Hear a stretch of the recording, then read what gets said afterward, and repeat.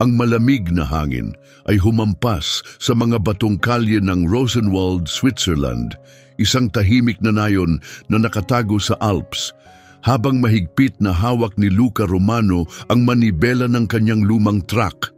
Sa likod na upuan, humihingal ang 3 German Shepherd niya, nakatuon ang kanilang mga tainga. Bigla, isang matalim at takot na sigaw ang bumasag sa katahimikan, at bago pa man makapag-react si Luca, biglang bumukas ang pintuan ng pasahero at 4 na mga anino ang tumakbo patungo sa pinagmulan ng ingay.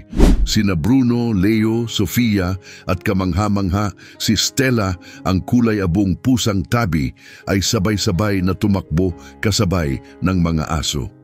Diyos ko, bulong ni Teresa Grimaldi habang bumitaw ang mga supot ng groceries mula sa kanyang mga kamay. Talagang naniniwala ang pusang iyon na isa siya sa kanila. Nagsama-sama ang mga tao malapit sa Carson Creek, humihingal habang sumisid si Stella ng buong tapang sa malamig at rumaragas ang tubig kasama ng mga German Shepherd.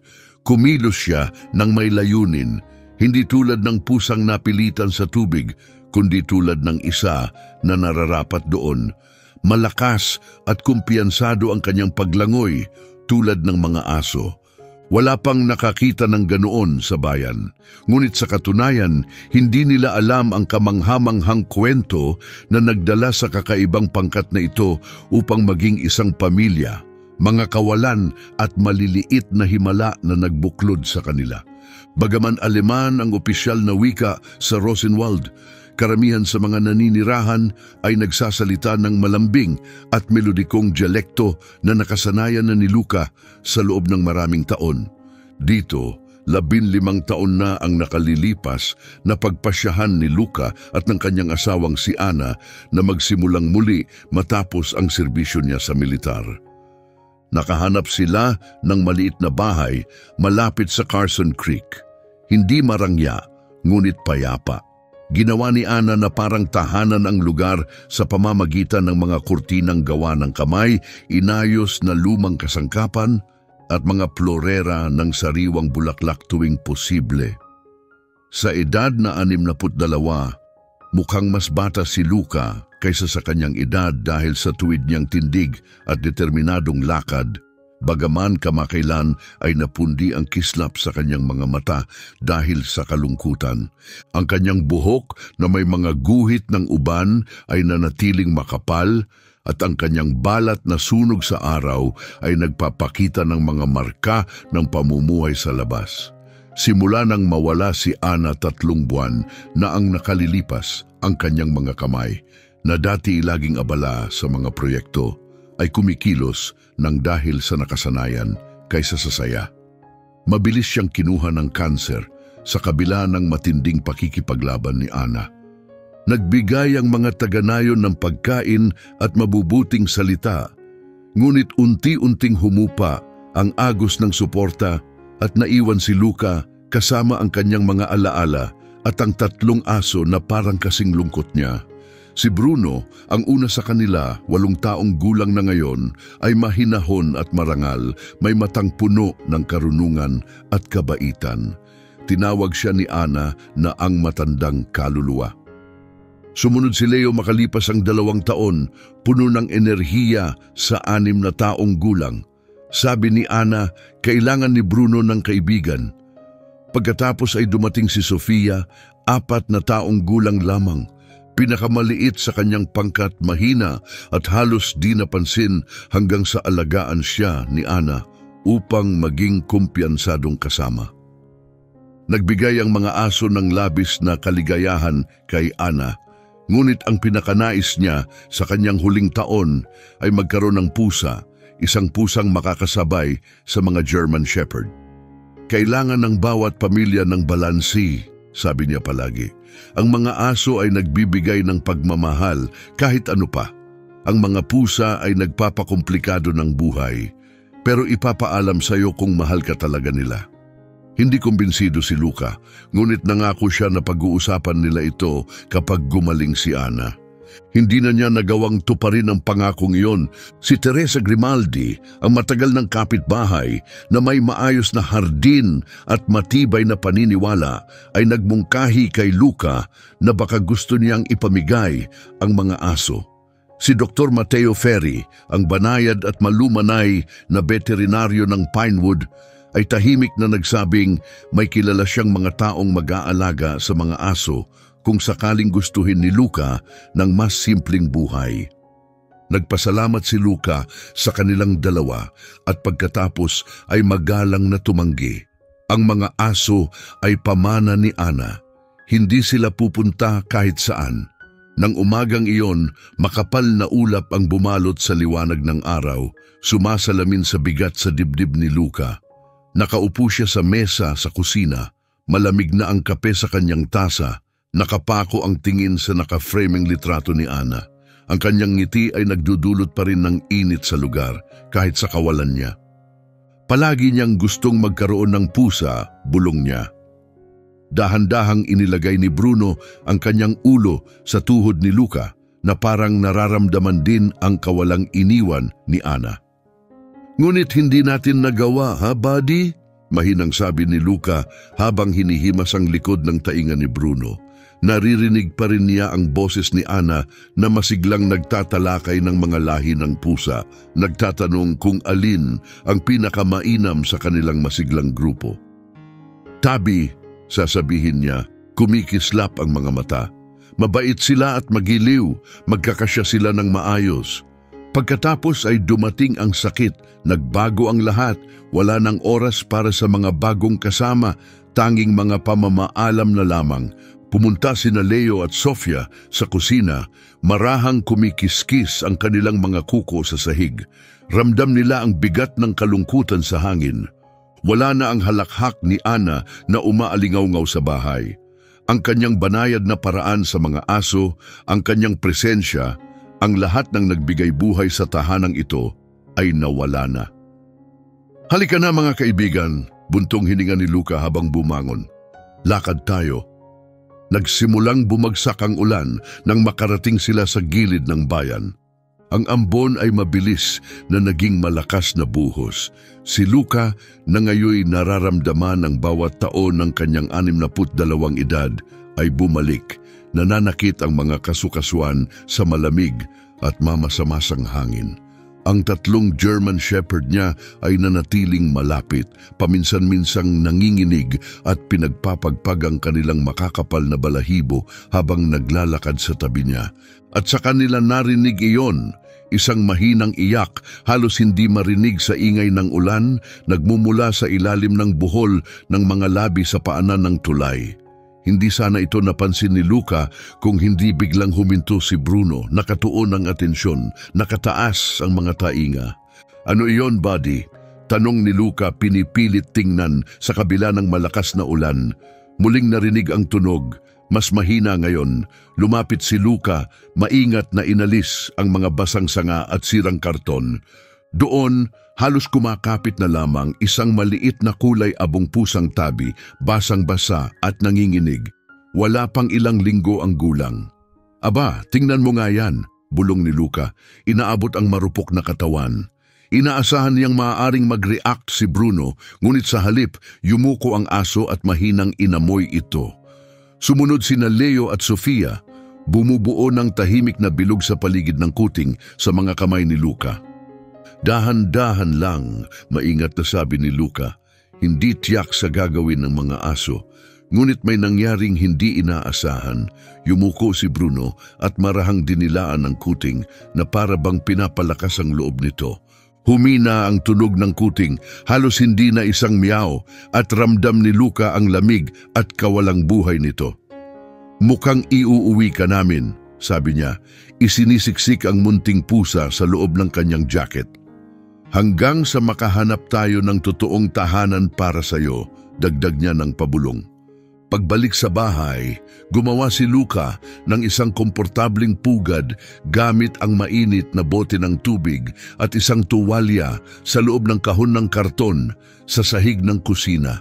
Tahimik na pinanood ng mga aso habang pinapakain niya ang kuting ng mainit na gatas gamit ang dropper. Huwag kayong masyadong masanay sa kanya, binalaan niya ang mga ito. Bukod tangi lang ito, dadalhin natin siya kay Doktor Ferry bukas ng umaga. May makakahanap ng mabuting tahanan para sa kanya. Ngunit ng gabing iyon, nagising si Luca sa kakaibang katahimikan. Walang kahit isang aso sa kanyang kama. Mula nang mamatay si Ana, laging may natutulog na isa sa kanila malapit sa kanya. Sinundan niya ang tunog ng mahinang pag-iyak at natagpuan ang 3 aso na nakapalibot sa kahon ng kuting. Si Bruno, ang nasa pinakamalapit na pwesto, iniinitan ng kuting gamit ang malaking katawan niya. Aba, hindi ako makapaniwala, bulong ni Luca na tigilan sa kanyang nakita. Dumating ang umaga kasama ang liwanag ng araw at isang masiglang kuting. Sa klinika ng veterinaryo, maingat na sinuri ni Dr. Ferry ang kuting. Mga 5 linggo na siya, payat pero walang seryosong problema, swerte siyang nakita mo siya. Tutulungan mo siyang makahanap ng tahanan, di ba? Tanong ni Luca, bagaman may naramdaman siyang kirot sa dibdib. Tiningnan siya ni Dr. Ferry, akala ko ikaw na ang mag-aalaga sa kanya. Palaging gusto ni Ana ng... Alam ko ang gusto niya, putol ni Luca. Bahagyang garalgal ang boses. Pero may 3 na akong aso. Hindi ito lugar para sa pusa. Sumilip ang veterinaryo sa waiting room kung saan nakaupo ng maayos ang 3 shepherd. Sa nakikita ko, mukhang paborito nila siya. Sinundan ni Luca ang tingin nito at nakita si Bruno na nakatitig sa pintuan ng silid ng pagsusuri. Halos protektibo ang tingin. Hanggang sa lumakas siya, sagot ni Luca sa wakas. Pagkatapos, bibigyan natin siya ng ibang tahanan. Ngunit ang mga araw ay naging linggo at nagsimulang sumigla ang kuting. Sinimulan siyang tawagin ni Luca na Stella dahil sa maliit na hugis gasuklay sa kanyang noo.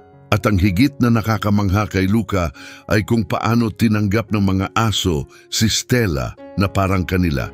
Si Bruno, na karaniwang seryoso at mahinahon, ay maingat na iniiwas si Stella sa mga panganib tulad ng hagdan.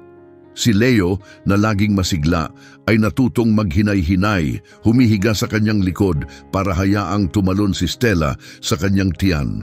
Si Sofia, matalino at mapanlikha, ay parang tinuturuan pa ang kuting kung paano gumagana ang bahay. Naghihintay sa tabi ng kanyang mangkok tuwing oras ng pagkain, tulad ng natutunan ng mga aso. Hindi ito normal, puna ni Teresa Grimaldi isang gabi habang nagdadala ng isa na namang casserole. Ang mga pusa at aso ay dapat magkalaban. Pinaguguluhan mo lang ang kawawang yan. Sa sandaling iyon, pumasok si Stella sa sala, napapaligiran ng 3 aso na parang mga bantay.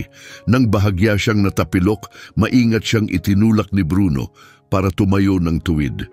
Hindi naman siya mukhang nalilito sa tingin ko, tugon ni Luca.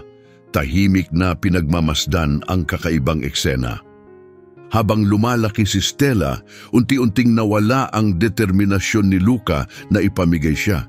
Ang pagmamasid sa hindi pangkaraniwang, ngunit tunay na ugnayan sa pagitan niya at ng mga aso ay tila nagpapagaling sa isang sugat sa puso ni Luca. Paalala ito na ang pagpapagaling ay minsan nanggagaling sa mga hindi inaasahang lugar. Ano sa tingin mo, Ana? Tanong niya sa walang laman na silid isang gabi. Nakaupo si Stella sa kanyang kandungan, malambing na pumupur habang natutulog ang mga aso sa kanyang paanan. Plano mo ba talaga ito mula sa simula? Ang katahimikan ay hindi na kasing lungkot ng dati. Pagkalipas ng 6 na buwan, tumigil na si Luca sa pagpapanggap na pansamantala lamang si Stella. Ang kahon ng karton ay pinalitan ng tunay na higaan ng pusa, bagaman bihira itong gamitin ni Stella. Mas gusto niyang matulog sa pagitan ni Bruno at Sofia. Mas nakakagulat, nagsimula siyang magtaglay ng mga ugali ng aso kahit na sumasama sa kanilang paglalakad kapag tinatawag ni Luca ang pangalan niya. Si Stella ay naghihintay na rin sa pintuan para sa kanilang araw-araw na lakad.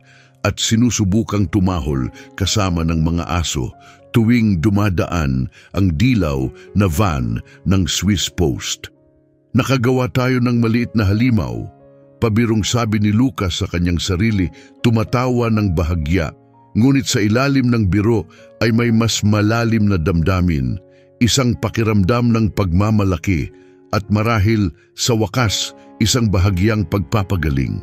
Isang buong taon matapos ang pagkawala ni Ana, natagpuan ni Luca ang sarili niya sa duyan ng veranda, pinagmamasdan ang isang hindi pangkaraniwang eksena sa kanyang bakuran. Si Stella ngayon ay ganap ng lumaking tabi na may mga elegante at kulay abong guhit, ay bahagi ng tila isang session ng pagsasanay ng aso. Nang tumawag si Luca, "Halika na!" Sumugod ang 3 German Shepherd sa kanya, kasunod si Stella. Mabilis na tumatakbo ang maliliit na paa upang makasabay. "Good girl, Stella," sabi ni Luca. Iniabot sa kanya ang isang maliit na treat tulad ng ginagawa niya sa iba. Maingat itong kinuha ni Stella na uupo ng maayos, tulad ng kanyang mga kapatid na aso, handa sa susunod na utos. Umiling si Luca sa kawalang paniwala. "Ana, hindi mo ito paniniwalaan," bulong niya sa simoy ng hangin na may dalang halimuyak ng tagsibol. Ang kanyang kalungkutan ay hindi nawala, ngunit hindi na ito kinakain siya ng buo. Ang palagiang presensya ng kanyang 4 na kasama ay unti-unting nagpapalambot sa kirot. Luca Romano, isang matalim na boses ang bumalik sa kanya mula sa kanyang mga iniisip. Si Teresa Grimaldi, ang kanyang kapitbahay ng mahigit 1 dekada, ay nakatayo sa tabi ng bakod. Mahigpit na nakapulupot ang mga braso sa kanyang blouse. Ang kanyang pilak na buhok ay nakaayos sa karaniwang malinis na bun. "Kailangan kitang makausap tungkol sa pusang yan." Dahan-dahang huminga si Luca. Maraming beses nang inihayag ni Teresa ang kanyang mga alalahanin simula nang maging bahagi ng kanyang buhay si Stella. "Ano na naman ngayon?" tanong niya. "Hindi ito natural, Luca," sabi ni Teresa, naglalakad papasok sa kanyang bakuran. "Nag-research ako. Ang mga hayop ay dapat kasama ng kanilang sariling uri. Doon sila lumalaking tama." Tinuro niya si Stella na ngayon naglalaro ng wrestling sa damuhan kasama si Leo. Ni hindi niya alam na pusa siya. "Para sa akin mukhang masaya siya," kalmadong sagot ni Luca. "Masaya? Hindi, nalilito siya," giit ni Teresa. "Pinalalaki mo siya sa paraan na laban sa kanyang mga instinct." Lumakas ang kanyang boses. "Kinausap ko si Dr. Ferry at sang-ayon siya na kakaiba ang sitwasyong ito." Nanigas ang panga ni Luca. "Lumapit ka sa veterinaryo nang hindi ko alam tungkol sa mga alaga ko?" "May kailangang gumawa nun," sagot ni Teresa na may pagtatanggol. Pinag-iisipan niyang magsulat ng pag-aaral tungkol sa kanyang asal.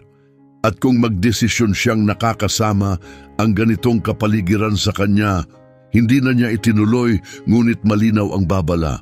"Binabantaan mo akong isumbong para saan? Sa pagmamahal ko sa mga alaga ko?" Tumayo si Lucas sa kanyang buong tangkad, nakatingin pababa kay Teresa na mas mababa sa kanya. Napaatras ito ng bahagya, ngunit hindi umatras. Para sa paglikha ng isang sitwasyon na maaaring makasama sa isang alagang hayop, sagot nito ng matigas. "May mga alituntunin tungkol doon." Bago pa makasagot si Luca, lumapit si Bruno, nararamdaman ng tensyon. Ang shepherd ay pumesto sa harap ni Luca, protektado ngunit hindi agresibo, alerto lamang. Sa labis na gulat ni Luca, sumunod si Stella. Ginaya ang posisyon ni Bruno. Ang buntot niya ay kumikilos ng marahan, parang isang asong nagbabantay. Nanlaki ang mga mata ni Teresa. "Kita mo, yan ang sinasabi ko. Ang mga pusa ay hindi kumikilos ng ganyan." Sobrang nalilito siya, hindi na niya alam kung ano siya. Yumuko si Luca at ipinahinga ang isang kamay sa ulo ni Bruno, habang ang isa ay mahinang hinihimas ang likod ni Stella. Sa tingin ko, alam niya ng eksakto kung sino siya, Teresa. Bahagi siya ng pamilyang ito. Ang tagpo ay nag-iwan ng pagkabalisa kay Luca. Nang gabing iyon, tumawag siya kay Dr. Ferry. Kinumpirma ng veterinaryo na dumaan nga si Teresa upang ipahayag ang kanyang mga alalahanin. Sinabi ko sa kanya na tiyak na hindi pangkaraniwan, inamin ni Dr. Ferry sa telepono, ngunit sinabi ko rin na kailangan kong makita ang mga hayop sa bahay bago gumawa ng anumang uri ng konklusyon. Sa tingin mo ba may problema? Tanong ni Luca. Ibig kong sabihin si Stella na pinalaki ng mga aso. Nagkaroon ng sandaling katahimikan bago sumagot ang veterinaryo. Sa teknikal na aspeto, nakikinabang ang mga hayop sa pag-aaral ng tipikal na pag-uugali ng kanilang uri. Maaaring mahirapan si Stella sa pakikisalamuha kung sakaling makasama siya ng ibang mga pusa. Hindi naman siya naghahanap ng ibang pusa, mahinang sagot ni Luca. Mayroon siyang pangkat niya.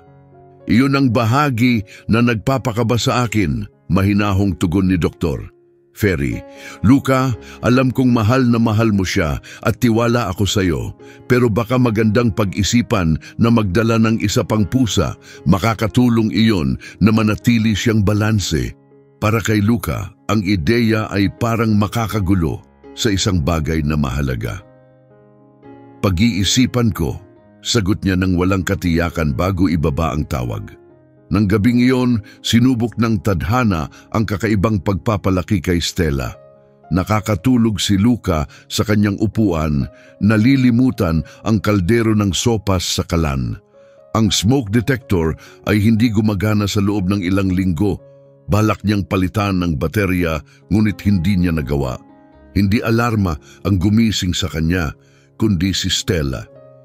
Hindi siya tumakbo palayo tulad ng karamihan sa mga pusa, ngunit gumawa ng kakaibang ingay na parang tahol ng aso. Sinusubukan niyang babalaan si Luca. Nang hindi iyon gumana, umakyat si Stella sa kandungan ni Luca at maingat na kinagat ang kanyang manggas, tulad ng nakikita niyang ginagawa ng mga aso sa panahon ng pagsasanay. Nagising si Luca sa usok na umaakyat mula sa kalan at kay Stella na hinahatak siya ng may pangangailangan. Sa tabi, sina Bruno, Leo at Sofia ay balisang naglalakad-lakad. Diyos ko, bulong ni Luca, tumatalon upang patayin ang maliit na apoy na nagsimula sa paligid ng kaldero. Nang tuluyan nang nawala ang panganib, bumagsak siya sa upuan, nakatitig kay Stella na parang hindi makapaniwala. Talagang sinagip mo ako, hindi ba batang babae? Mabilis kumalat ang kwento sa Pinewood. Pagdating ng balita sa lokal na kainan, naging kwento itong si Stella raw ang naghatak kay Luca palabas ng nasusunog na bahay. Tumawag si Dr. Ferry upang kumustahin siya.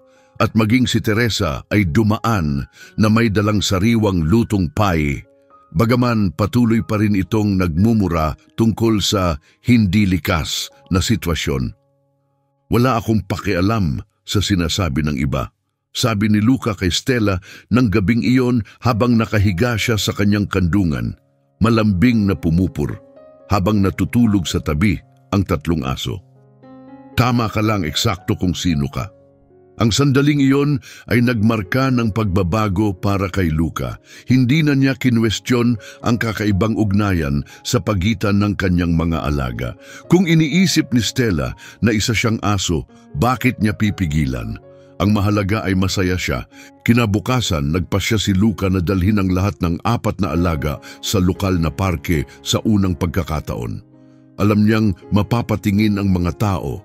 Naglakad si Stella sa tali sa tabi ng mga aso, mataas at mayabang ang buntot. Ang mga reaksyon ng mga tao ay nagmula sa aliw hanggang sa pagkagulat, at ang ilan ay hindi itinago ang kanilang paghuhusga. Ang mga may-ari ng aso ay nanatili sa kanilang distansya, nag-aalangan kung paano tutugon ang kanilang mga alaga sa isang pusang malinaw na hindi kumikilos na parang pusa. Ang ilang mga pusa sa paligid na naglalakad malapit sa mga palumpong ay umuungol at umaatras nang lumapit si Stella sa kanila. Galak na galak ang buntot na parang nakikipagkilala. Hindi niya maintindihan kung bakit sila natatakot. Paliwanag ni Luca sa isang maliit na batang babaeng nakamasid. Iniisip niya na lahat ay dapat magkasundo tulad ng kanyang pamilya. Akala niya isa siyang aso, sabi ng bata, diretso ang tono. Sabi ng lola ko, iyon ay kakaiba. Ang lola mo ba ay si Teresa Grimaldi sa pagkakataong ito? Tanong ni Luca na may ngiti. Tumango ang bata. Ako si Elena, ang cool ng pusa mo. Pwede ko ba siyang haplusin? Habang hinihimas ni Elena ang balahibo ni Stella, ginawa ng pusa ang isang bagay na nagpatawa ng malakas kay Luca. Iniangat ni Stella ang kanyang paa, iniaalok ito na parang makikipagkamay, tulad ng itinuro sa mga aso. Alam niyang mag-trick, tawa ni Elena. Aba, oo nga, sabi ng isang boses malapit. Dumating si Doktor, Ferry, tahimik na nagmamasid. Pwede ko bang subukan ang isang bagay? Tanong niya. Tumango si Luca, bahagyang nag-aalangan. Sinubukan ng veterinaryo ang mga reaksyon ni Stella. Nag-alok ng treat para sa aso at treat para sa pusa. Nagpakita ng bola at laruan ng daga. Palaging pinipili ni Stella ang mga option para sa aso. Hinabol pa niya ang bola, ibinalik ito, at inilapag sa paanan ni Dr. Ferry. Kamangha-mangha, bulong ni Dr. Ferry. Nabasa ko na ang mga kaso na ganito, pero ngayon ko lang nakita ng personal na ganito kalakas. Tumingin siya kay Luca. Hindi kailangang maging negatibo ito. Ang kakayahan ni Stella na umangkop ay talagang kahanga-hanga. Kaya't hindi mo ako isusumbong sa pagmamalupit sa pusa? Tanong ni Luca na may bahagyang pait. Bahagyang nag-alangan si Dr. Ferry. Nagsampa ng reklamo si Teresa. Bilang veterinaryo, kailangan kong makinig. Pero pagkatapos makita si Stella ngayon, itinuro niya si Stella na ngayon ay nakahiga sa pagitan ni Bruno at Sofia. Masasabi kong isa siya sa pinakamabalanse na hayop na nakita ko, kahit nakakaiba ang balanse niya. Habang naglalakad pa uwi, pakiramdam ni Luca ay gumaan na parang may bigat na nawala sa kanyang mga balikat. Kahit si Dr. Ferry ay nakita na ngayon, ang pamilya ay hindi tungkol sa uri ng hayop, kundi tungkol sa pagmamahal, katapatan at mga ugnayan na binuo. Nang gabing iyon, nagpasya si Luca, sapat na ang sapat. Masyado nang matagal siyang namuhay sa ilalim ng anino ng kalungkutan, hinahayaan ng iba na magsabi sa kanya kung ano ang tama. Mahal na mahal sana ni Ana si Stella at ang kakaibang parang asong personalidad nito. Tatawa siya sa saya na dinala ng kakaibang rescue na ito sa kanilang buhay. Panahon na para muling mabuhay, sabi ni Luca sa kanyang tahimik na tagapakinig, 3 aso at 1 pusa. Bibigyan sana ako ni Ana ng isang malakas na sipa sa puwetan dahil sa lahat ng ito. Naglabas ng tunog si Stella, bahagyang miyaw, bahagyang tahol, mahirap nang sabihin sa mga araw na ito, habang natutunaw ang tagsibol at papasok ang tag-init. Lalo pang lumalim ang ugnayan ni Stella sa mga aso. Patuloy na ginugulat si Luca. Siya ngayon ay isang makinis, malakas na pusa na may tiwala at presensya na katulad ng kanyang mga kapatid na aso. Ang dating tila simpleng paggaya ay naging isang bagay na mas malalim, isang pagkakakilanlan na nabuo sa pamamagitan ng pagmamahal sa paligid niya. Bawat umaga ay may nakatakdang ritmo. Nagigising si Luca at natatagpuan ang lahat ng 4 na alaga na nakadapa sa paanan ng kanyang kama. Karaniwang si Stella ay nakaipit sa pagitan ng mga malalaking paa ni Bruno o nakadikit kay Sofia. Kapag bumabangon si Luca, sabay-sabay silang nag-iinat at sinusundan siya pababa para sa almusal. Doon, kalmado at matiyaga na naghihintay si Stella sa tabi ng mga aso hanggang mailagay ang kanyang mangkok sa tabi ng kanila. Ikaw ang pinakakakaibang nilalang na nakilala ko, madalas na sinasabi ni Luca. Umiiling habang si Stella ay nakaupo ng maayos tulad ni Bruno, habang si Leo ay gumigiling sa kasabikan at si Sofia ay bahagyang umiiyak. Hindi tulad ng karamihan sa mga pusa na laging nagmiyaw o umiikot sa paa ng kanilang amo sa pananabik. Natutunan ni Stella ang mahinahong disiplina ng mga German Shepherd. Nakaupo siya ng tahimik, naghihintay sa utos ni Luca, at kapag sinabi nito, "Sige, kain na," saka lamang gagalaw ang 4 na hayop patungo sa kanilang mga mangkok. Nabuo pa ni Stella ang isang bagong ugali. Matapos ang ilang subo, hihinto siya at sisilip sa bintana, tinitingnan ang bakuran na parang si Bruno habang nagbabantay tuwing oras ng pagkain. Isang mainit na Martes ng Hunyo, sinubukan ni Luca ang isang bagay na matagal na niyang pinag-iisipan. Sa halip na gamitin ang karaniwang maliit na mangkok ng pusa para kay Stella, inilagay niya ang pagkain nito sa isang mangkok ng aso, tulad ng sa iba. Walang pag-aatubili, lumapit si Stella at nagsimulang kumain, tila mas komportable kaysa dati. "Aba, tingnan mo nga yan," bulong ni Luca. Pinagmamasdan si Stella habang inaayos niya ang kanyang tindig. Nakabukang bahagya ang mga paa tulad ng mga aso upang abutin ang mas malalim na mangkok. Ang kanyang mga galaw ay lalo pang naging kahawig ng isang aso. Ang kanilang araw-araw na paglalakad ay naging isang lokal na usapan. Gumawa si Luca ng espesyal na harness para kay Stella matapos nitong malinaw na ipakitang nais niyang sumama sa iba. Hindi tulad ng karamihan sa mga pusa na lumalaban sa tali, naglalakad si Stella ng may taas noo sa tabi ng kanyang grupo. Sinasabayan ang kanilang hakbang at humihinto kapag humihinto sila, maging ang pag-angat ng paa sa ilang lugar, kahit wala itong tunay na layunin.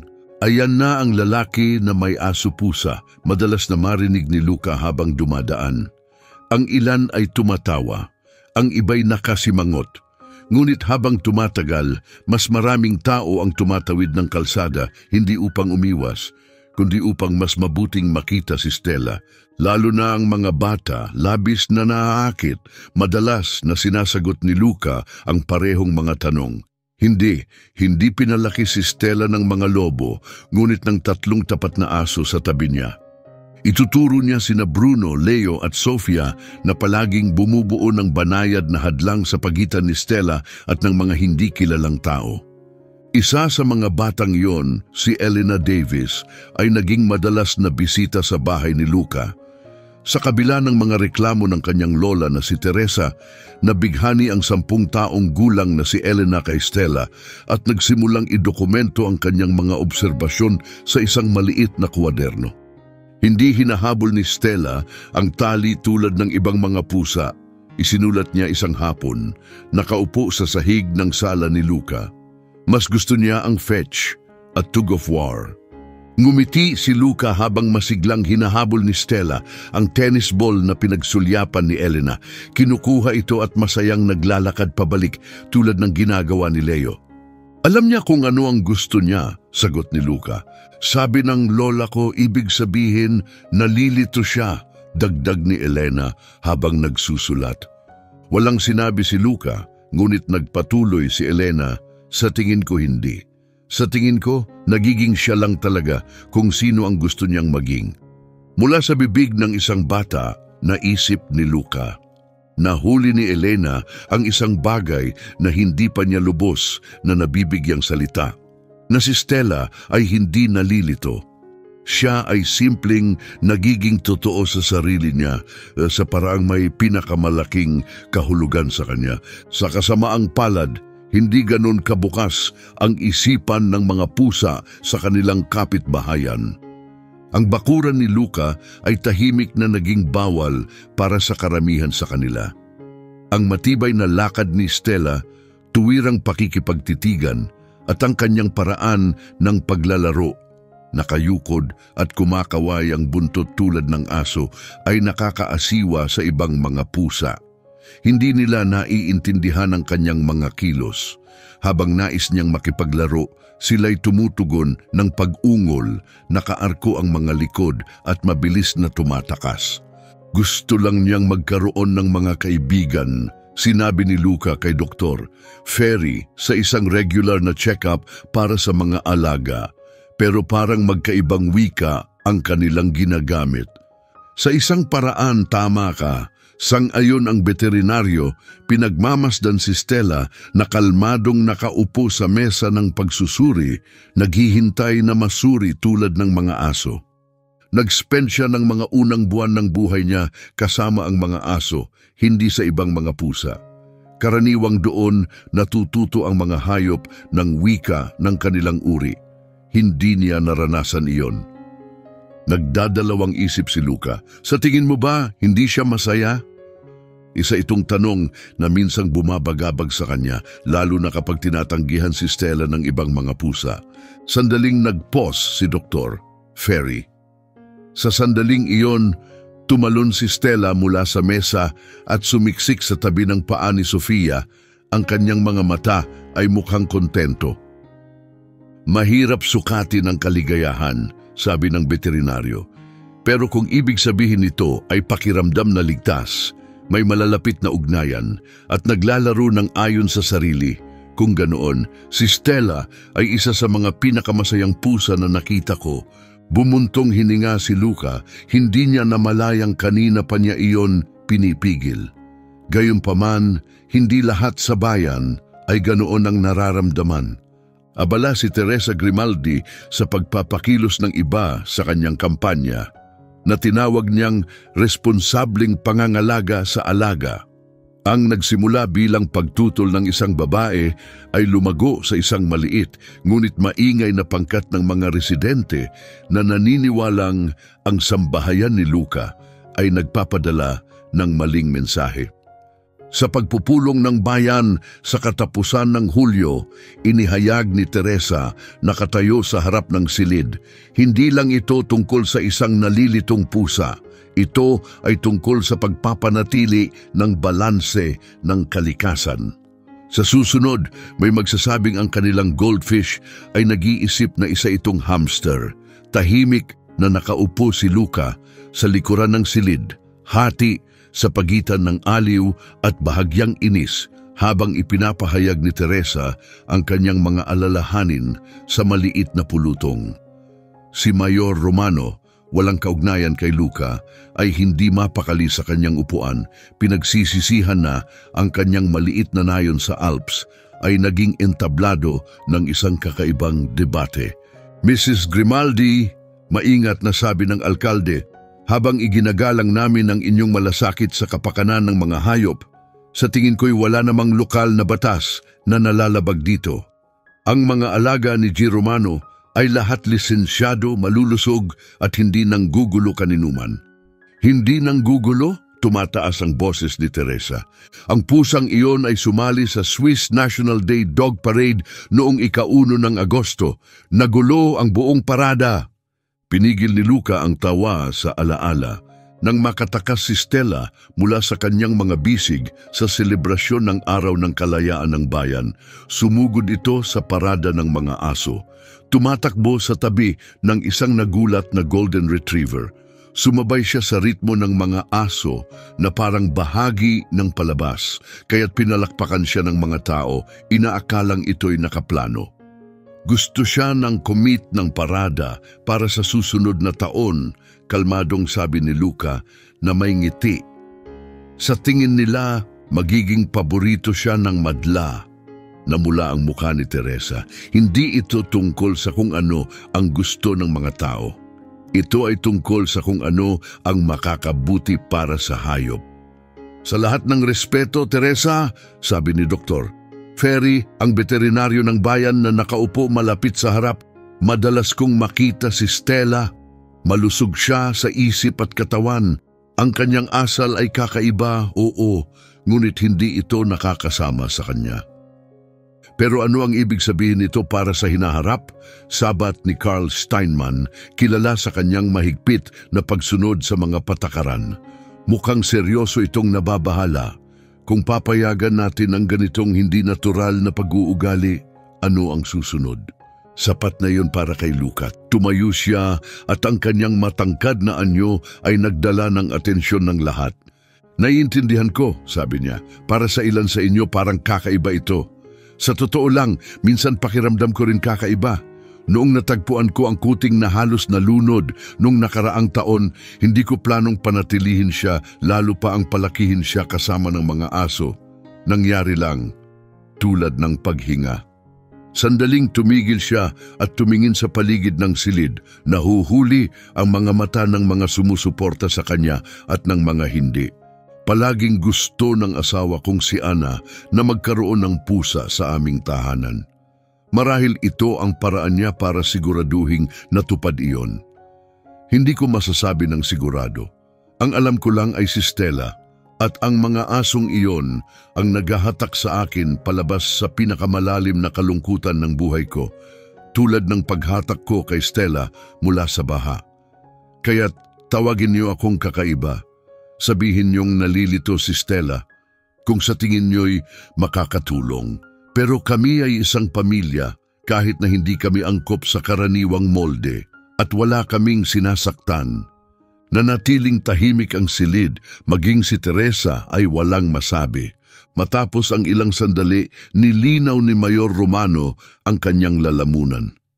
Kung wala ng legal na reklamo, sa tingin ko'y tapos na tayo rito, sabi ni Luca. Nagkawatak-watak ang mga tao, bagaman alam ni Luca na hindi pa talaga natatapos ang issue. Ang Pinewood ay isang bayan kung saan ang anumang kakaiba ay nagiging paksa ng usapan. Sinimulan na siyang tawaging ang lalaki na may aso-pusa, isang palayaw na dati maaring ikahiya niya, ngunit ngayon ay nagbibigay sa kanya ng ngiti. Habang lumalalim ang tag-init, sinimulan ni Luca ang isang proyekto na matagal na niyang pinag-iisipan. Nagpanatili ng mga journal si Ana sa kabuuan ng kanilang pagsasama, puno ng mga munting tala at malalalim na pagninilay. Matapos ang kanyang pagkamatay, hindi kayang tingnan ni Luca ang mga ito. Ngunit ngayon muli niya itong binuksan para sa inspirasyon habang sinisimulan niyang isulat ang kwento ni Stella. Ang tabi na akalay siya ay German Shepherd. Ang kanyang unang pahina ay may pamagat na nakaupo sa kanyang mesa habang si Stella ay natutulog sa tabi ni Bruno. Ang kanyang ulo ay nakapatong sa paa nito. Isang matamis na gawi na palaging nagpapalambot sa puso ni Luca. Isinulat niya ang tungkol sa kung paano niya natagpuan si Stella sa bagyo, ang kanyang unti-unting pagtanggap sa pangkat ng mga aso at ang maraming sandali ng sorpresa at tuwa na dinala ng kanyang kakaibang asal. Inilarawan niya kung paano ang kakaibang pangkat na ito ay tumulong sa kanya na maghilom noong panahong pinakakailangan niya ito. Mamahalin ka sana ni Ana, bulong ni Luca kay Stella, isang gabi, matapos ang isang pahina. Palagi niyang sinasabi na mas matalino ang mga hayop kaysa sa iniisip natin. Natutunan mong hanapin ang kailangan mo para maging ligtas at hindi ka nagpaapekto sa iniisip ng iba. Tumingin si Stella sa kanya na parang naiintindihan ang bawat salita. Nagiinat siya, umaabot ang kanyang katawan sa paraang tanging isang pusa ang makakagawa. Pagkatapos ay umupo na parang isang maingat na bantay na aso. Tumawa si Luca. Hindi nagkukunwari si Stella. Siya ay pareho, pusa at aso, komportable sa parehong mundo. Pagsapit ng Agosto, natutunan ni Stella ang isang bagay na lalo pang ikinamangha ni Luca.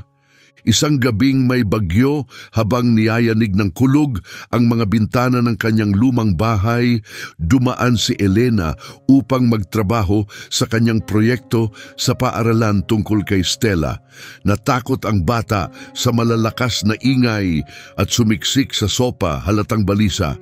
Tahimik na lumapit si Stella at ipinatong ang kanyang paa sa tuhod ni Elena, isang nakaaaliw na kilos na madalas niyang nakikitang ginagawa ni Bruno.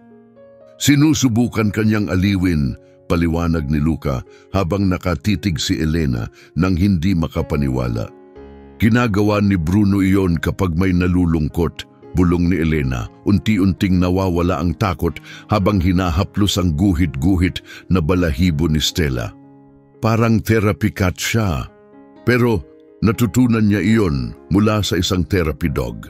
Ang mga salitang iyon ay nagsindi ng isang ideya sa isipan ni Luca. Ang Pinewood Retirement Home ay nagdaraos ng mga regular na therapy visits at si Dr. Bear Ferry ang tumutulong sa koordinasyon ng programa. Matapos makipag-usap sa kanya, sinimulan ni Luca ang pagsasanay kay Stella kasama si Bruno na may layuning gawing therapy animal si Stella. Sa teknikal na aspeto, maaring maging therapy animals ang mga pusa, ngunit bihira silang magpakita ng uri ng maaasahang pag-uugali na kinakailangan para sa sertipikasyon. Ngunit si Stella ay mabilis na nagiging isang pambihirang kaso. Umupo, utos ni Luca, at agad na naupo si Stella sa tabi ni Bruno. Ang kanyang buntot ay paikot sa kanyang mga paa. Manatili, sabi niya, umatras ng dahan-dahan. Parehong nanatiling hindi gumagalaw sina Stella at Bruno hanggang sa ibigay ni Luca ang hudyat upang gumalaw. Dahan-dahan, sabi niya habang inaabot ang treat. Maingat itong kinukuha ni Bruno gamit ang harapang mga ngipin, habang si Stella ay ginagamit ang pambihirang ingat na tila masyadong tumpak para sa isang pusa. Tahimik na pinagmamasdan ni Dr. Ferry ang bawat sesyon, lalong lumalalim ang kanyang pagkamausisa. Sinisiyasat ko ito ng husto, sabi niya kay Luca sa isa sa kanyang mga pagbisita. May ilang kaso ng mga hayop na natututo ng mga asal mula sa ibang uri, ngunit wala pa akong nakita na katulad nito. Hindi lang ginagaya ni Stella ang mga aso. Inaangkin niya ang buong paraan ng pakikisalamuha ng mga ito sa mundo. Kaya, sinasabi mo bang iniisip niya talaga na isa siyang aso? Tanong ni Luca na may ngiti. Sabihin na lang nating nauunawaan niya ang mundo tulad ng isang aso, maingat na sagot ni Dr. Ferry. Pero ang tunay na tanong ay, mahalaga ba kung ano ang iniisip niya basta masaya siya at malusog? Madalas itong iniisip ni Luca. Habang papalapit ang taglagas, naisip niya kung talagang mahalaga na hindi kumikilos si Stella tulad ng isang tipikal na pusa. Siya ay malusog, puno ng enerhiya at malinaw na payapa sa kanyang kakaibang buhay. Pagkatapos, sa unang malamig na araw ng Setyembre, may dumating na hindi inaasahan sa pintuan ni Luca. Si Teresa Grimaldi ay nakatayo sa beranda. Ang kanyang karaniwang mahigpit na tingin ay lumambot, ang kanyang tinig ay nag-aatubili. Luca, maaari ba akong pumasok? Tanong niya. Gusto kong makita si Stella sa kanyang sariling espasyo. Nagulat ngunit naiintriga, tinabihan ni Luca ang pinto. Ano ang nagbago sa isip mo? Tanong niya. Hindi tumitigil si Elena sa kakasabi tungkol sa pusang iyon, inamin ni Teresa habang pumasok sila sa sala. Nakahiga si Stella sa alpombra sa pagitan ni Bruno at Sofia, gaya ng madalas niyang gawin, na bumubuo ng isang komportabling tatsulok kasama ang tatlong aso at siya ay nasa gitna. Nagbasa rin ako ng kaunti, dagdag niya ng mahina. Itinaas ni Stella ang ulo upang obserbahan ang bisita. Ang kanyang tindig ay ginagaya ang mga aso. Maaari mo ba siyang tawagin? Tanong ni Teresa. Gusto kong makita kung ano ang gagawin niya. Stella, halika! Malinaw na sabi ni Luca. Agad na naglakad si Stella papunta sa kanya at naupo sa kanyang tabi, nakatingin sa kanya. Mabuting bata, puri ni Luca, na nagbigay ng tinapay na kinuha ni Stella ng mahinahon. Pinagmasdan ni Teresa ng mabuti, bahagyang naniningkit ang kanyang mga mata. Ngayon tawagin mo ang isa sa mga aso. Leo, halika! Tawag ni Luca at lumapit si Leo upang sumama sa kanila. Nagre-react sila bilang mga individual, hindi lang bilang isang grupo, napansin ni Teresa. Saglit siyang nagdalawang isip. Pwede bang subukan ko? Tumango si Luca. Stella, tawag ni Teresa, mas banayad kaysa karaniwan ang kanyang tinig. Sa gulat ni Luca, lumapit si Stella sa kanya at naupo, nakatingin ng diretsyo. Maingat na inabot ni Teresa ang kanyang kamay at si Stella ay dahan-dahang sumubsob dito tulad ng madalas gawin ni Bruno. Talagang kumikilos siya tulad nila, mahina sabi ni Teresa. Hindi ito palabas, ito talaga siya. Siya lang si Stella, sabi ni Luca, at sapat na iyon. Bahagyang nagbago ang ekspresyon ni Teresa, mas banayad ang kanyang mga mata. May mas malalang bagay pa kaysa sa isang pusang kumikilos tulad ng aso, sabi niya. Sinabi ni Elena na pinapasaya ka ni Stella. Oh, totoo yon, sagot ni Luca. Lahat sila ang nagbalik ng saya sa akin matapos mawala si Ana. Sila ang nagbigay muli ng layunin sa buhay ko. Dahan-dahang tumango si Teresa. Namatay ang asawa kong si Robert, 10 taon na ang nakalipas, mahinang sabi niya. Nauunawaan ko kung ano ang ibig sabihin ng mangailangan ng isang bagay, isang tao na kakapitan. Huminga siya ng malalim. Nakakapanibago pa rin sa akin, pero siguro hindi laging masama ang kakaiba. Hindi ito ganap na paghingi ng tawad, ngunit mula kay Teresa Grimaldi, malapit na ito roon. Habang papaalis siya, naramdaman ni Luca na may gumaan sa kanyang loob. Ang kanyang pagbisita, gaano man kaliit, ay maaring makatulong sa iba sa bayan na makita ang mga bagay sa ibang paraan. Nang gabing iyon, nakaupo si Luca sa beranda kasama ang kanyang 4 na mabalahibong kasama, pinagmamasdan ang kalangitang nagiging kahel at ginto. Iniisip niya ang lahat ng nangyari sa nakaraang taon, ang kalungkutan, ang mga sorpresa at ngayon ang tahimik na kapayapaan at ngumiti sa layo ng kanilang narating. Mula sa pagiging nagdadalamhating biyudo hanggang sa pagiging tagapangalaga ng pinakahindi inaasahang sambahayan sa Pinewood, ang pagbabago ni Luca ay kasing di inaasahan at kasing lalim ng kay Stella. Lahat tayo ay nag-a-adjust, mahinang sabi niya sa kanyang 4 na kasama habang dumarating ang gabi. Lahat tayo ay naghahanap ng ating lugar magkasama. Naginat si Stella ng mahaba, nagyon sa kanyang hindi mapag-aalinlangan ng istilong pusa at pagkatapos ay naupo ng perpekto tulad ng mga asong nakasama niya sa paglaki. Ang kanyang magkahalong katangian ay nagpapaalala kay Luca na ang kagandahan ay madalas nagmumula sa mga bagay na hindi ganap na akma sa mga nakasanayang kahon.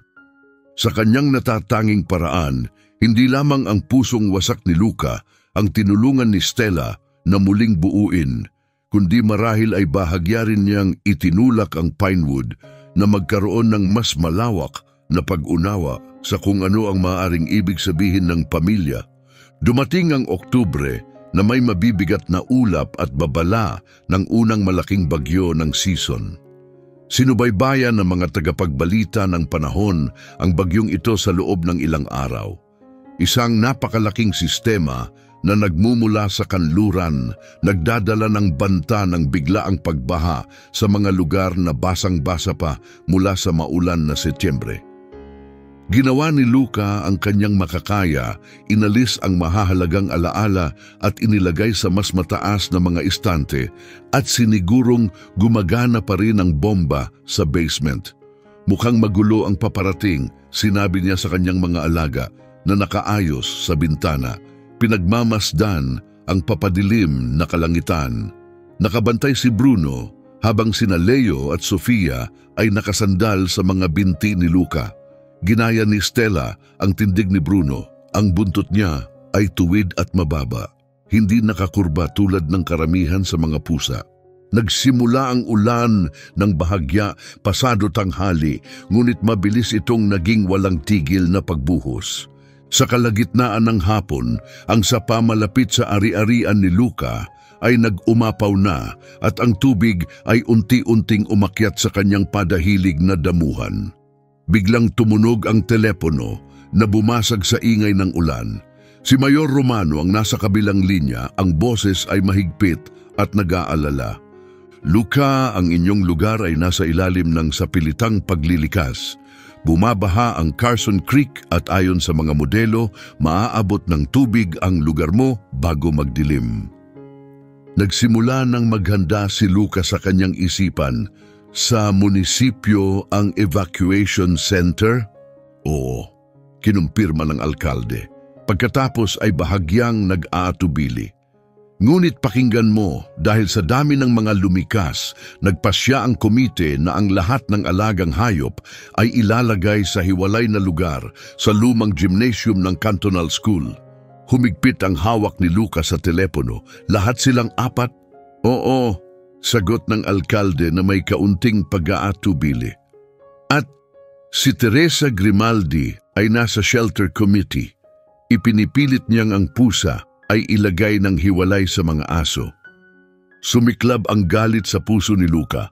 Matapos magmukhang nagbago ang isip ni Teresa, hindi pa rin niya matanggap ang kanilang munting pamilya. Hindi iyon gagana, matigas na sabi ni Luka. Hindi komportable si Stella kapag hiwalay sa kanila. Naiintindihan ko, sagot ng alkalde, bagaman ang tono niya ay nagsasabing iba. Ngunit kailangan natin ng kaayusan sa panahon ng emerhensya. Tumingin si Luka sa kanyang mga alaga. Si Bruno ay pumuwesto malapit kay Stella, protektado. Si Leo at Sofia ay magkatabing nagkukulob sa kanilang paboritong alpombra. Hindi maisip ni Luka na paghihiwalayin sila, lalo na sa ganitong sitwasyon. Gagawa kami ng ibang plano, sagot niya at ibinaba ang telepono.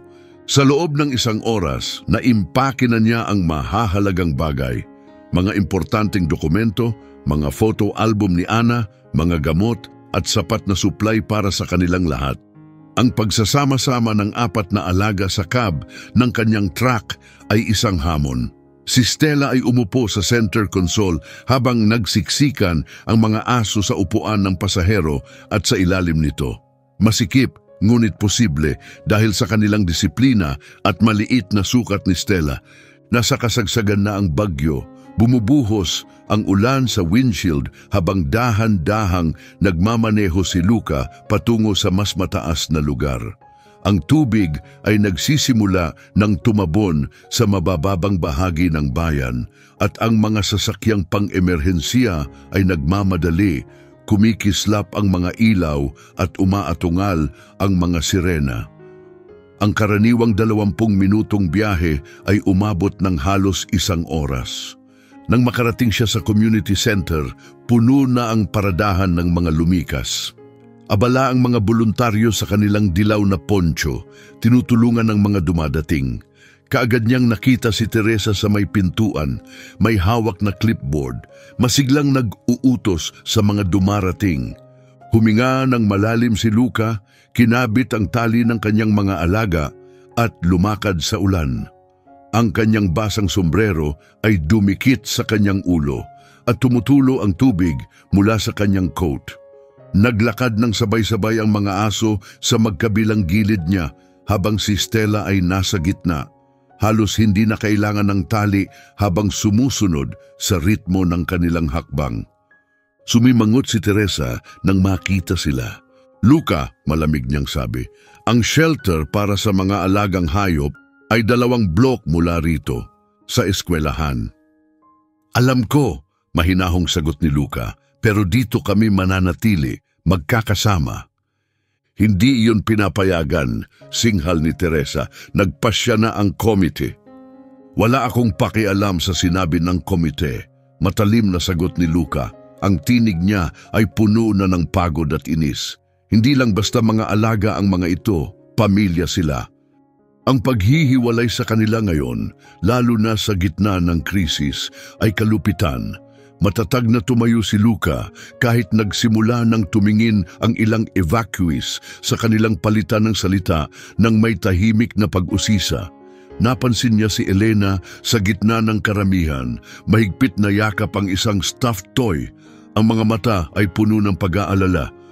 Mga patakaran, Luka, sabi ni Teresa, ngunit kulang na sa dating tibay ang kanyang tinig. Ang mga aso ay kasama ng mga aso at ang mga pusa kasama ng mga pusa. Ganito natin napapanatili ang kaayusan. Ang mga patakaran mo ay walang puwang para sa kakaiba, sagot ni Luca. Hindi pa kailanman nahiwalay si Stella sa iba. Matatakot siya. Isa siyang pusa, iginiit ni Teresa. Dapat siyang kasama ng mga pusa. Hindi niya alam na isa siyang pusa. Biglang sigaw ni Elena. Sa kabila ng matalim na tingin ng kanyang lola, lumapit siya.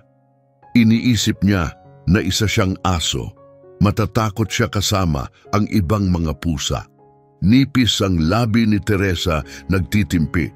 Tumingin siya kay Elena, kay Luca at sa apat na hayop na tahimik na naghihintay. Ang ulan ay bumabayo sa mga bintana at ang hangin ay umaatungal sa paligid ng gusali. Hindi ito isang talakayan, wakas na sabi ni Teresa. Pasensya na Luca, pero hindi kami makakagawa ng mga eksepsyon. Tumayo ng mas matangkad si Luca, tumutulo ang ulan mula sa brim ng kanyang sombrero. Kung ganon, aalis na kami. Hindi ko sila paghihiwalayin. Namangha si Teresa. Hindi ka maaring maging seryoso. Saan ka pupunta sa ganitong lagay ng panahon? Matutulog kami sa truck ko kung kinakailangan, sabi ni Luca. Nakaparada ito sa ligtas na lugar. Pakiusap Lola, pagmamakaawa ni Elena, hinila ang kanyang coat. Kailangan ni Stella na manatili kasama ang iba. Natatakot siya kapag nag-iisa. Muling tumingin si Teresa, ngayon ay tunay na napansin kung paanong si Stella ay nakasandal kay Bruno para sa kaligtasan. Isa itong kilos na parang aso naghahanap ng proteksyon sa kanyang grupo. Naku po, bulong ni Teresa, hinaplos ang noo. Sige na, pwede kayong manatili sa storage room sa likod. Maliit yon pero hiwalay. Basta siguraduhin hindi siya magdudulot ng problema. Bumuhos ang ginhawa kay Luca. Salamat, talagang salamat. Huwag mo akong pagsisihan ito, iritadong sabi ni Teresa habang bumalik sa kanyang clipboard. Ang storage room ay maliit, ngunit tuyo at tahimik. Inilatag ni Luca ang mga kumot at supply, ginawang mas komportable hanggat maaari. Sa labas, umaatungal ang bagyo, ngunit sa loob, tahimik ang pakiramdam. Nagsiksikan sina Stella sa pagitan ni Bruno at Sofia habang si Leo ay nagbantay malapit sa pintuan. Nang nagsisimula ng maidlip si Luca, isang ingay mula sa pasilyo ang gumising sa kanya. Mga nagtaas ang boses at nagmamadaling hakbang ang umaling-awngaw sa labas. Agad na nag-alerto si Bruno at ginaya siya ni Stella ng walang pag-aatubili. Biglang bumukas ang pinto at sumilip si Paulo, isang volunteer na basang-basa. May problema tayo, mabilis niyang sabi. May isang pamilyang hindi pa natin natutukoy, ang mga Davis. Mayroon silang maliit na anak na babae. Agad na tumayo si Luca, mga magulang ni Elena. Ibinaba nila siya rito kanina, paliwanag ni Paulo. Bumalik sila para kunin ang mga gamit sa bahay. Pero hindi pa sila bumabalik. Walang nakarinig mula sa kanila. Saan sila nakatira? Tanong ni Luca. Agad na inaabot ang kanyang coat. 1 milya lampas sa lugar mo, sa Creek Road, sagot ni Paulo. Sobrang abala na ang search and rescue. Hindi sila makakarating doon nang hindi bababa sa 2 oras. Naramdaman ni Luca ang mabigat na kaba sa kanyang dibdib. Ang Creek Road ay sumusunod sa mga dalampasigan ng Carson Creek na madalas binabaha bago umakyat patungo sa mga burol. Kung nandoon pa sila, nasa seryosong panganib sila. Kabisado ko ang daang iyon, sabi ni Luca, suot na ang kanyang bota. Hahanapin ko sila. Sa ganitong bagyo, delikado masyado, babala ni Paulo. Ang tubig ay tumatawid na sa ilang bahagi ng daan. Kaya kailangan may pumunta ngayon, determinado na sagot ni Luca. 2 oras ay masyadong matagal para maghintay. Natawag ko na ang tulong, sabi ni Paulo. May dala silang bangka at gamit. At darating sila sa loob ng 2 oras pa, paalala ni Luca. Maraming pwedeng mangyari bago iyon. Tumingin siya sa kanyang mga aso, lahat ay handa at naghihintay. Walang pag-aatubili, kinuha ni Luca ang kanilang mga tali. Sina Bruno, Leo at Sofia ay may mga tao ng hindi formal na pagsasanay sa mga teknik ng paghahanap. Ipinilit ito ni Ana noon nang nagtatrabaho siya sa Wilderness Response Team. Hindi sila mga opisyal na rescue dogs, ngunit matatalas, tapat at sanay sila sa trabaho. At si Stella, susunod siya sa kanyang pamilya kahit saan. Talagang isasama mo sila? Gulat na tanong ni Paulo. Sa isang lugar na binabaha? Hindi lang basta mga alaga ang mga ito, sabi ni Luca habang inaayos ang kanilang mga tali.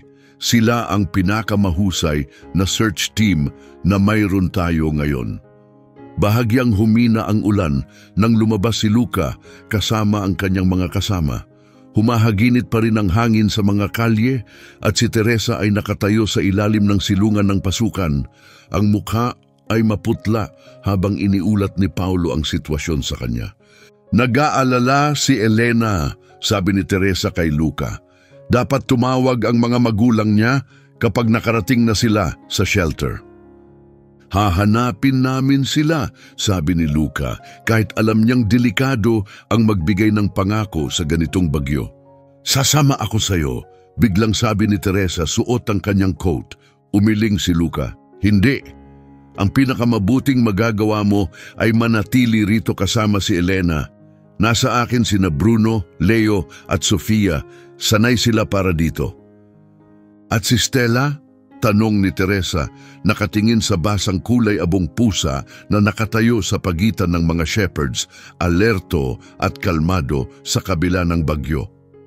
Hindi sana isinama ni Luca si Stella sa kaguluhang ito, ngunit nang tahimik siyang pumuwesto sa tabi ni Bruno, determinado at matatag, na pagtanto ni Luca na hindi niya siya kayang iwan. Sumasama siya kung saan naroon ang pamilya niya, payak na sagot ni Luca. Bahagyang tumango si Teresa. Mag-ingat kayo, lahat kayo. Ang karaniwang matalim na tono niya ay nawala, napalitan ng taos-pusong pag-aalala. Ang pagbabalik sa Creek Road ay napakadelikado. 2 beses na kinailangan ni Luca na maghanap ng ibang ruta upang maiwasan ang mga kalye na nalubog sa tubig at minsan ay halos dumulas siya sa putik na tumabon sa isang kurbada. Nang makarating siya sa liku-liko papunta sa bahay ng mga Davis, ang daan ay natatakpan na ng ilang pulgadang mabilis na dumadaloy na tubig. Dito tayo titigil, sabi ni Lucas sa kanyang grupo habang ipinarada ang truck sa mas mataas na bahagi.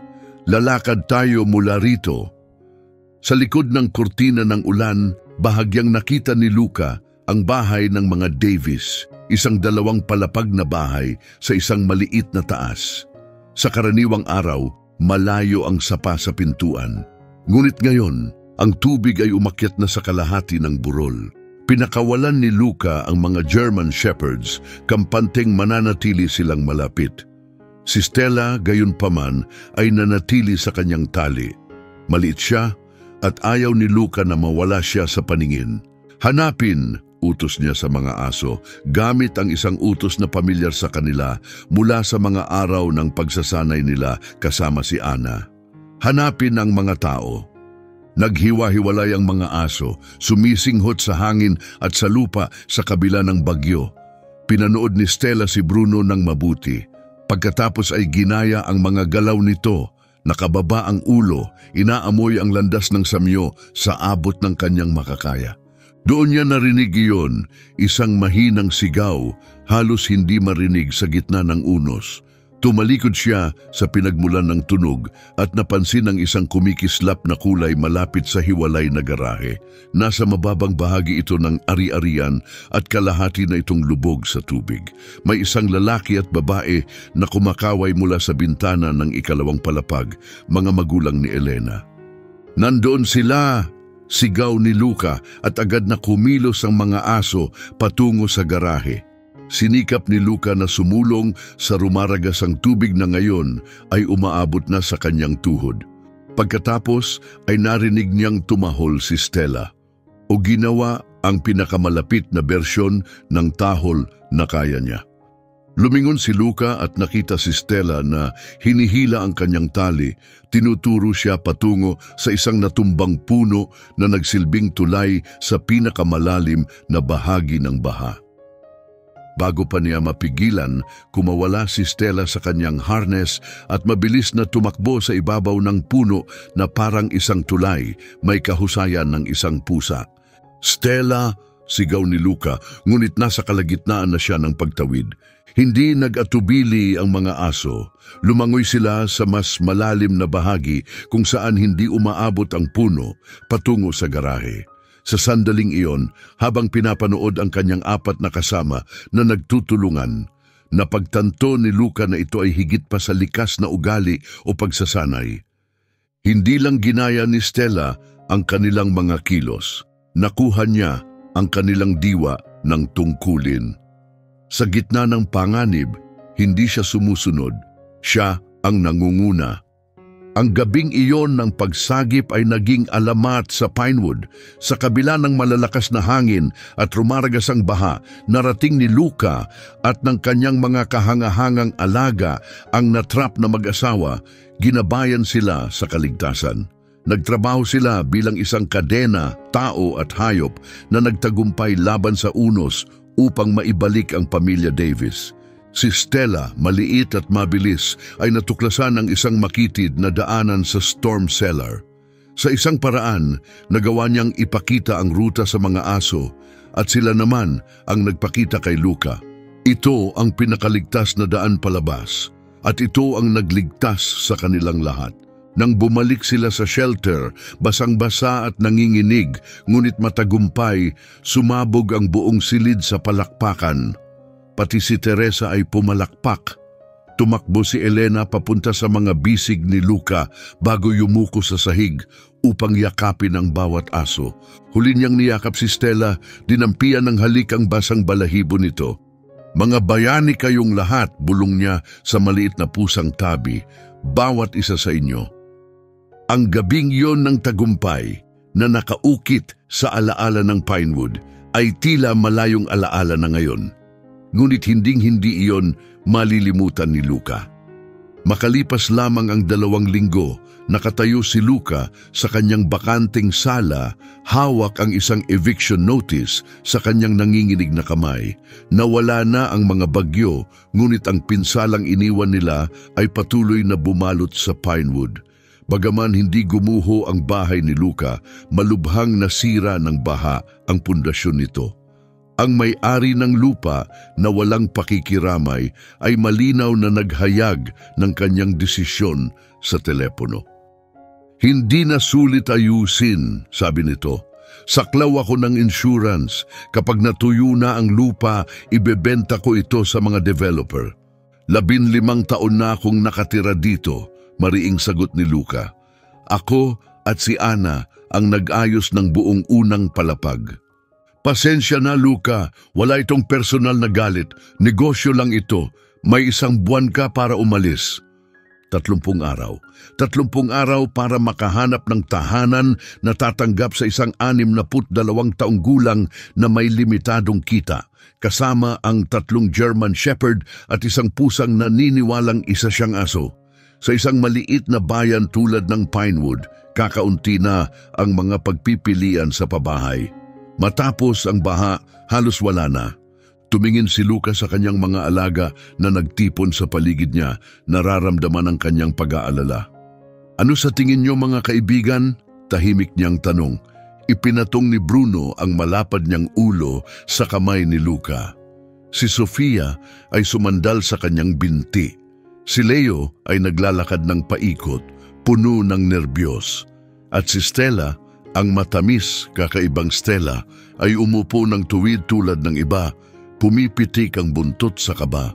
Sa loob ng 2 araw, sinuyod ni Luca ang mga listahan ng paupahan, tumawag at bumisita sa kakaunting available na mga renta. Karamihan ay may mahigpit na patakaran sa mga alaga.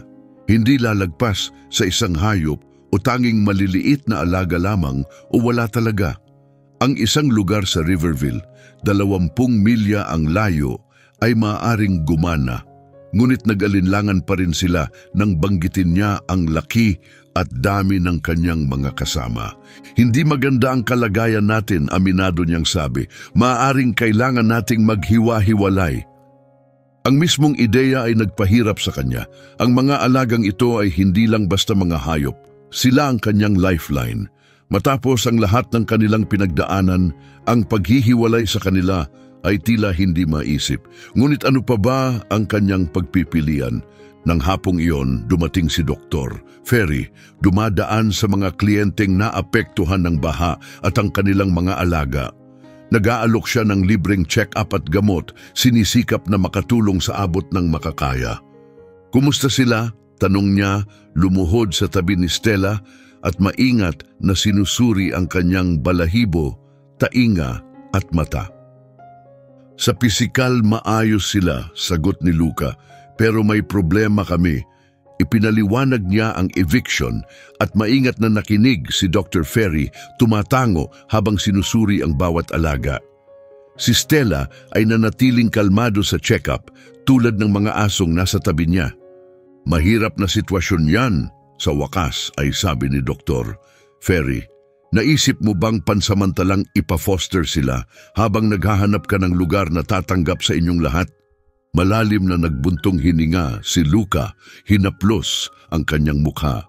Marahil iyon ang kailangan kong gawin, pero ang ideya na maghiwa-hiwalay sila, lalo na si Stella, hindi pa siya kailanman nahiwalay sa mga aso. Dahan-dahang tumango ang veterinaryo, pinagmamasdan si Stella na bumalik sa kanyang karaniwang pwesto sa pagitan nina Bruno at Sofia. Maaari kong alagaan si Bruno, alok niya. Pinapayagan ng Lisco, ang isang malaking aso. Salamat, sobrang salamat, tugon ni Luca ng may taos-pusong pasasalamat. Nagatubili si Dr. Ferry. Si Teresa Grimaldi, maaaring payag na alagaan si Stella. Matapos ang nangyari sa rescue, nagpakita siya ng tunay na interes. Kumunot ang noo ni Luca. Ang parehong babaeng nagpumilit na dapat si Stella ay kasama ng kanyang uri sa loob ng ilang buwan. Hindi ako sigurado kung talagang nauunawaan niya si Stella. Ngunit sa kakaunting pagpipilian, nahanap ni Luca ang sarili sa harap ng pintuan ni Teresa kinabukasan. Sa isang kamay, ang carrier ni Stella. Sa kabila, isang bag ng kanyang pagkain at mga gamit. Iniwan niya ang mga aso sa bahay. Hindi niya kaya na makita nilang dinadala si Stella. Pansamantala lang ito, mahinang bulong niya sa balisang pusa habang binubuksan ni Teresa ang pinto. Malinis ang bahay ni Teresa, bawat detalye ay nasa ayos. Mga kurtinang lace, mga floral cushion, eksaktong inaasahan ni Luca. Naghanda na ako ng lugar para sa kanya, sabi ni Teresa. Inaakay siya sa isang maayos na silid malapit sa kusina. May kama, litter box, scratching post at mga laruan. Lahat ay inayos ng maingat. Hindi siya sanay na mag-isa, maingat na babala ni Luca habang inilalagay ang carrier. Maaari siyang mahirapan sa simula. Si Elena at ako ay nagbasa na tungkol dito, malumanay na sabi ni Teresa. Alam naming hindi ito magiging madali para sa kanya. Lumuhod si Luca at binuksan ang pinto ng carrier. Dahan-dahang lumabas si Stella, maingat. Wala na ang kanyang karaniwang tapang sa bagong kapaligiran. Tumalikod siya upang tumingin kay Luca at ang tingin sa kanyang mga mata ay halos nagpatumba sa puso ni Luca. Pansamantala lang ito, Stella, malumanay na sabi ni Luca. Dahan-dahang kinakamot ang likod ng tainga ni Stella. Maging mabait ka kay Teresa at Elena, ayos? Nang tumayo siyang umalis, sinubukan ni Stella na sumunod, naglabas ng mahina, malambing na tunog. Ang parehong tunog na palagi niyang ginagawa kapag gusto niyang sumama sa paglalakad kasama ang mga aso. Kumurot ang puso ni Luca. Kailangan niyang pilitin ang sarili na isara ang pinto sa likod ng naguguluhang ekspresyon ni Stella. Araw-araw akong dadalaw, mahina niyang sinabi kay Teresa. Kung hindi gumana, mag-iisip tayo ng ibang paraan, sagot ni Teresa. Desidido si Elena na tulungan siyang mag-adjust. Ang natitirang bahagi ng araw ni Luca ay naglaho sa kalituhan ng mga papeles at umaasang tawag sa telepono. Pagsapit ng gabi, naayos na niya ang pansamantalang tirahan para sa bawat isa sa mga aso. Si Leo ay mananatili sa mga Davis na masayang suklian ng kabutihan ni Luca matapos ang kanilang pagkakaligtas. Si Sofia ay pupunta kay Paulo mula sa shelter crew. Mayroon siyang ligtas na bakuran at palaging nagustuhan ang mga German Shepherd. At si Bruno ay sumama na kay Dr. Ferry kaninang umaga. Ngayon, nag-iisa sa bahay, naramdaman ni Luca ang katahimikan na bumalot sa kanya na parang ulap. Hindi ito naramdaman na ganito kasakit simula nang pumanaw si Ana. Naglakad siya sa bawat silid. Sinubukang libangin ang sarili sa pamamagitan ng pag-iimpake, ngunit ang kirot ng paghihiwalay ay hindi mawala. Makalipas ang gabi, tumunog ang telepono. Si Teresa yon, mahigpit ang kanyang boses. Luca, may problema tayo, hindi kumakain si Stella. Nakaupo lang siya sa may pintuan, gumagawa ng mga kakaibang maliliit na tunog. Pumikit si Luca, hinahanap niya ang iba. Inaasahan ko na ito. Sirang-sira ang loob ni Elena. Sinubukan na namin ng treats, mga laruan, kahit ang iyong pariralang pangkain. Okay, eat up na yon. Sa kabila ng kanyang pag-aalala, napangiti si Luca sa imaheng si Teresa Grimaldi ay sinusubukang hikayatin ang isang pusa gamit ang mga utos para sa aso. Darating ako bukas ng umaga, sabi niya. Baka kapag nakita niya ako, kumalma siya. Ngunit ang bukang liwayway ay nagdala ng mas hindi inaasahang balita. Muling tumawag si Teresa, ang kanyang boses ay puno ng kakaibang pag-aalala. Luca, nandito si Bruno, nasa veranda ko, kumikiskis siya sa pinto at umuungol. Hindi ko alam kung paano siya nakatakas o kung paano niya kami nahanap, pero nandito siya at ayaw umalis. Naglalagay na ng sapatos si Luca. Papunta na ako, wag mo muna siyang papasukin, baka masyado siyang ma-excite at takutin si Stella. Iyon ang kakaibang bahagi, sabi ni Teresa. Nagbabago ang kanyang tono. Narinig siya ni Stella. Nasa bintana siya ngayon, gumagawa ng kakaibang tunog na parang tumatahol. Luca, hindi ko pa nakita ang ganito. Nang dumating si Luca sa bahay ni Teresa, isang maliit na grupo ang nagtipon sa labas, naakit ng kakaibang eksena. Nakaupo si Bruno nang kalmado sa mga hagdan. Ang mga mata ay nakatuon sa bintana kung saan naglalakad-lakad si Stella ng balisa. Paminsan-minsan itinutulak niya ang kanyang paw sa salamin na parang sinusubukang abutin si Bruno. Dumating siya mga 1 oras na ang nakalipas, paliwanag ni Dr. Ferry na nakatayo sa gilid na tila nahihiya. Hindi ko pa rin alam kung paano niya nagawa ito. Sa paanong paraan siya nakatakas? Tanong ni Luca, lapit kay Dr. Ferry. Ewan ko, amin ni Dr. Ferry, kinakamot ang kanyang ulo. Sinubukan ko siyang habulin, pero dumiretso siya rito at hindi na gumalaw. Paano niya nalaman kung saan hahanapin si Stella? Tanong ni Teresa, nakatayo sa kanyang pintuan, halatang litong-lito. Napakahusay ng pangamoy ng mga aso, paliwanag ni Dr. Ferry. Maaaring nasundan niya ang amoy ni Stella kay Luca matapos ang pagbisita kahapon. Lumapit si Luca kay Bruno na bahagyang bumaling upang kilalanin siya, ngunit ibinalik agad ang tingin sa bintana kung saan si Stella ay patuloy na naglalakad ng balisa. Pumunta ka para sa kanya, hindi ba Bruno? Mahina at may pagmamahal na tanong ni Luca, lumuhod sa tabi ng aso. Hindi mo rin kinaya ang mahiwalay sa kanya. Nagbigay si Bruno ng mahinang ungol, banayad ngunit puno ng pananabik. Parang alon itong tumama kay Luca at naramdaman niyang kumirot ang kanyang lalamunan. Sa loob, patuloy na umiikot si Stella sa silid, malinaw na balisa. Tumingin si Luca kay Teresa. Sa tingin ko dapat natin silang pagkitain kahit saglit lang para kumalma silang dalawa. Nag-atubili si Teresa, ngunit sa huli ay tumango ng may pag-aatubili. Sige, pero sandali lang, ayokong magulo ang bahay ko.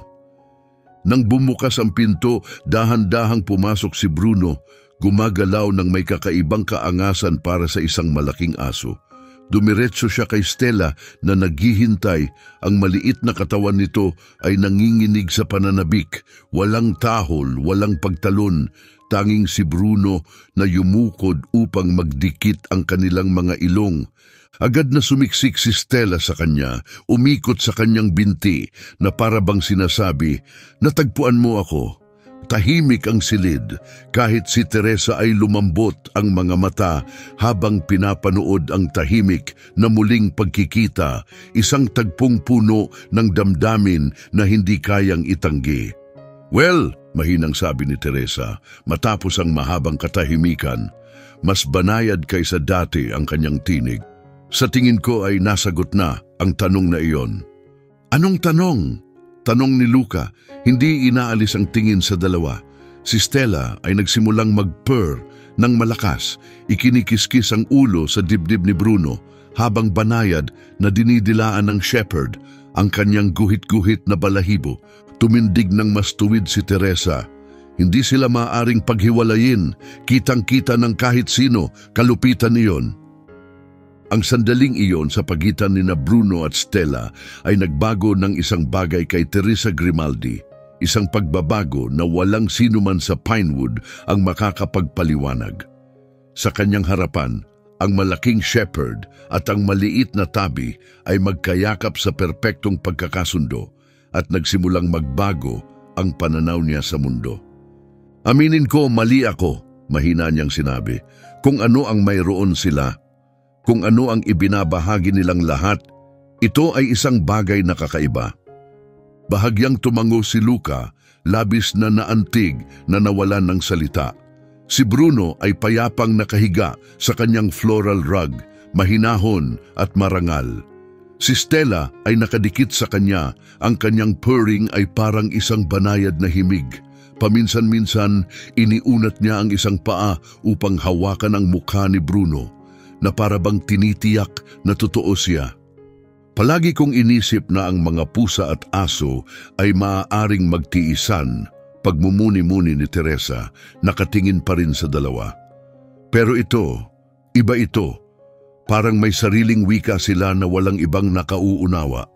"Meron nga," sabi ni Luca. "Ang tawag doon ay pamilya."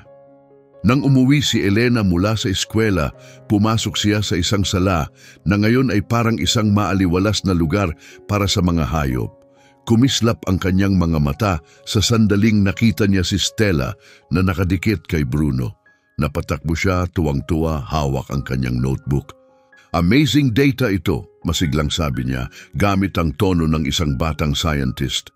Nang dumating si Bruno, agad na nawala ang mga senyalis ng stress ni Stella. Nag-iba ang postura ng kanyang buntot at ang mga tunog na ginagawa niya ay iba na, wala ng pag-aalala. "Tunog?" tanong ni Doktor, very interesado kahit pa hindi niya inaasahan. Tumango si Elena, puno ng sigla. Hindi siya nagmimiyaw tulad ng normal na pusa. Parang halo ng miyaw at tahol, nire-record ko na ito. Habang ang puspos ng pusong pagkikita ay nagaganap sa bahay ni Teresa, nakatanggap si Luca ng hindi inaasahang tawag sa telepono. Isang nurse mula sa Rosenwald Cantonal Clinic ang nasa linya, ang lugar kung saan kamakailan ay nagpaturok si Luca ng tetanus matapos masugatan sa paglilinis ng baha. "May nakakita sa journal mo," mabait na sabi ng nurse, "yung tungkol sa pusang naniniwalang isa siyang aso. Ipinasa pa sa ito sa mga staff. Gustong-gusto namin ito, isa sa mga pinaka-nakaaantig na kwento na nabasa namin sa loob ng mahabang panahon." Bahagyang nag-atubili ang nurse bago nagpatuloy. "Ang ilan sa amin ay nagtataka, papayag ka bang dalhin si Stella para bumisita sa aming pediatric unit? Sa tingin namin, makikinabang ang mga bata kapag nakita siya." Tinitigan ni Luca si Stella na ngayon ay payapang natutulog na nakayakap kay Bruno. "Medyo komplikado sa ngayon," sabi niya. Sa teknikal na paraan, wala pa kaming tirahan at ang mga hayop ay pansamantalang nakatira sa iba't ibang lugar. Ang lungkot naman yan, sagot ng nurse, tunay na nag-aalala. Lalo na matapos mabasa ang tungkol sa kung gaano sila kalapit sa isa't isa. Ang kapatid ko ay nagtatrabaho sa Riverville Gazette, dagdag niya. Palagi siyang naghahanap ng mga nakaaantig na kwento tungkol sa buhay ng tao. Sinabi ko sa kanya ang tungkol sa iyo at sobrang interesado siyang gumawa ng feature tungkol sa kakaibang pamilya mo. Isang artikulo sa pahayagan, hindi alam ni Luca kung ano ang mararamdaman niya tungkol doon. Isang bahagi ng kanya ay naasiwa sa ideya ng atensyon, ngunit may ibang bahagi na nagtataka. Maaaring makatulong kaya ang kwento nila. Ang sabi niya, patuloy ng nurse, ang boses ay puno ng sigla. Sa lahat ng pinagdaanan ng mga tao, matapos ang baha, ang kwento mo, isang lalaki at ang kanyang natatanging pamilyang hayop na nagsisikap manatiling magkasama, maaaring tunay na humipo sa puso ng marami. Patuloy na pinoproseso ni Luca ang hindi inaasahang balitang ito nang lumapit si Doktor. Ferry, hawak ang isang bukas na journal ng veterinaryo. Naisip ko na baka magustuhan mo ito, sabi niya tinuturo ang isang talata.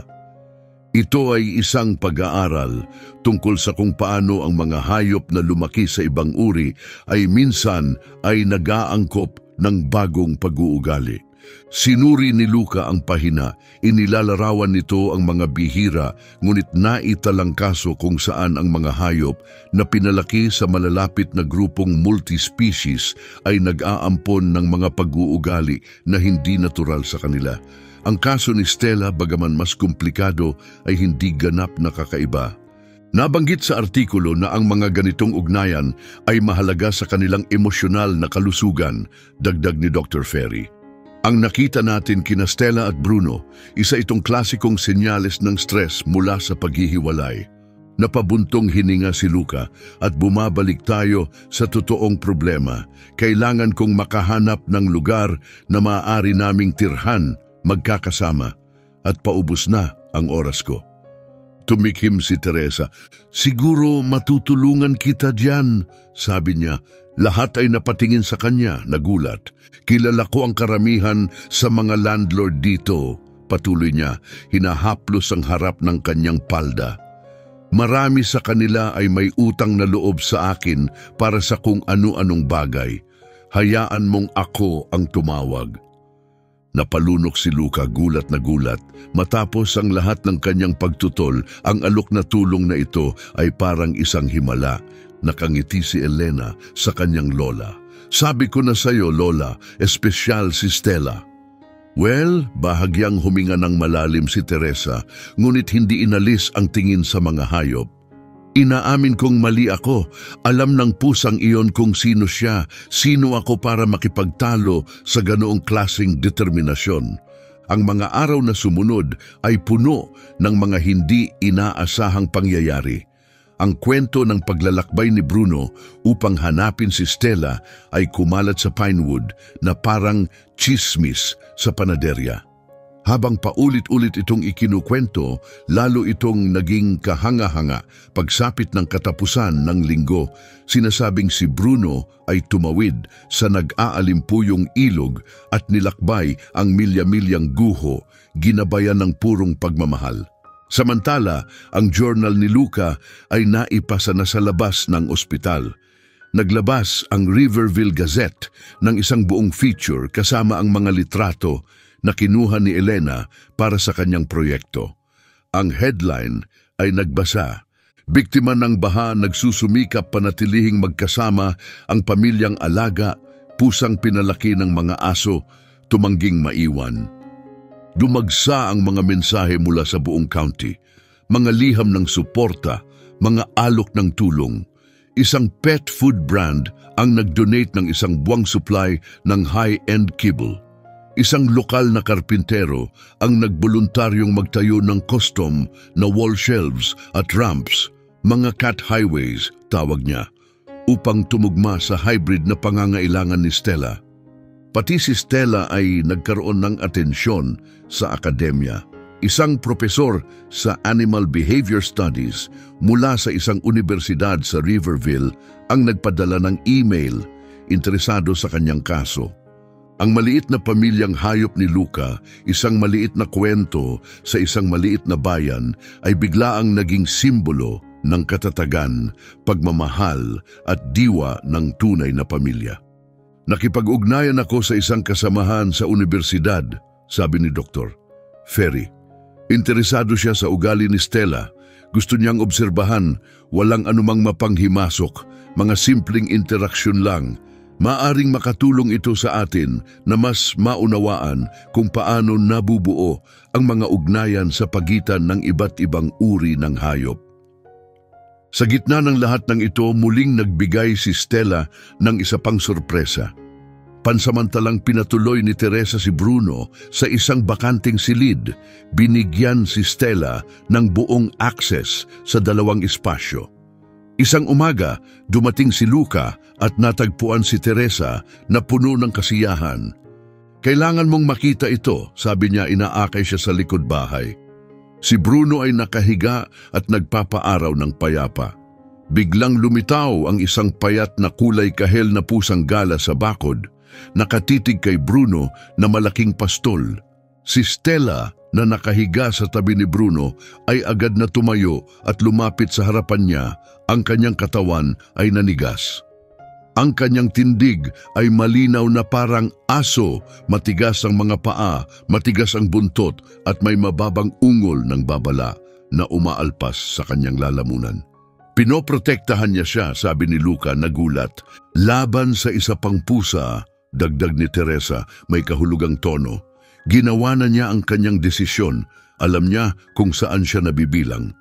Ang sandaling iyon na naitala ni Elena sa kamera ang naging huling kabanata ng isang kwento na nakahuli ng puso ng Pinewood. Si Stella ay hindi na isang simpleng kakaibang hayop. Siya ay naging isang simbolo ng katapatan, ng kakayahang umangkop at ng pagtatakda ng sariling pagkakakilanlan sa isang mundong may mga kategorya. 6 na buwan ang lumipas, nakatayo si Luca sa beranda ng isang maliit na puting farmhouse sa gilid ng bayan. Ang malamig na simoy ng taglagas ay pumuno sa kanyang mga baga. Ang mga dahon na kulay kahel at ginto ay naglalaglagan mula sa mga puno sa gilid ng daang may graba. Sa likuran niya, ang bahay ay puno ng buhay.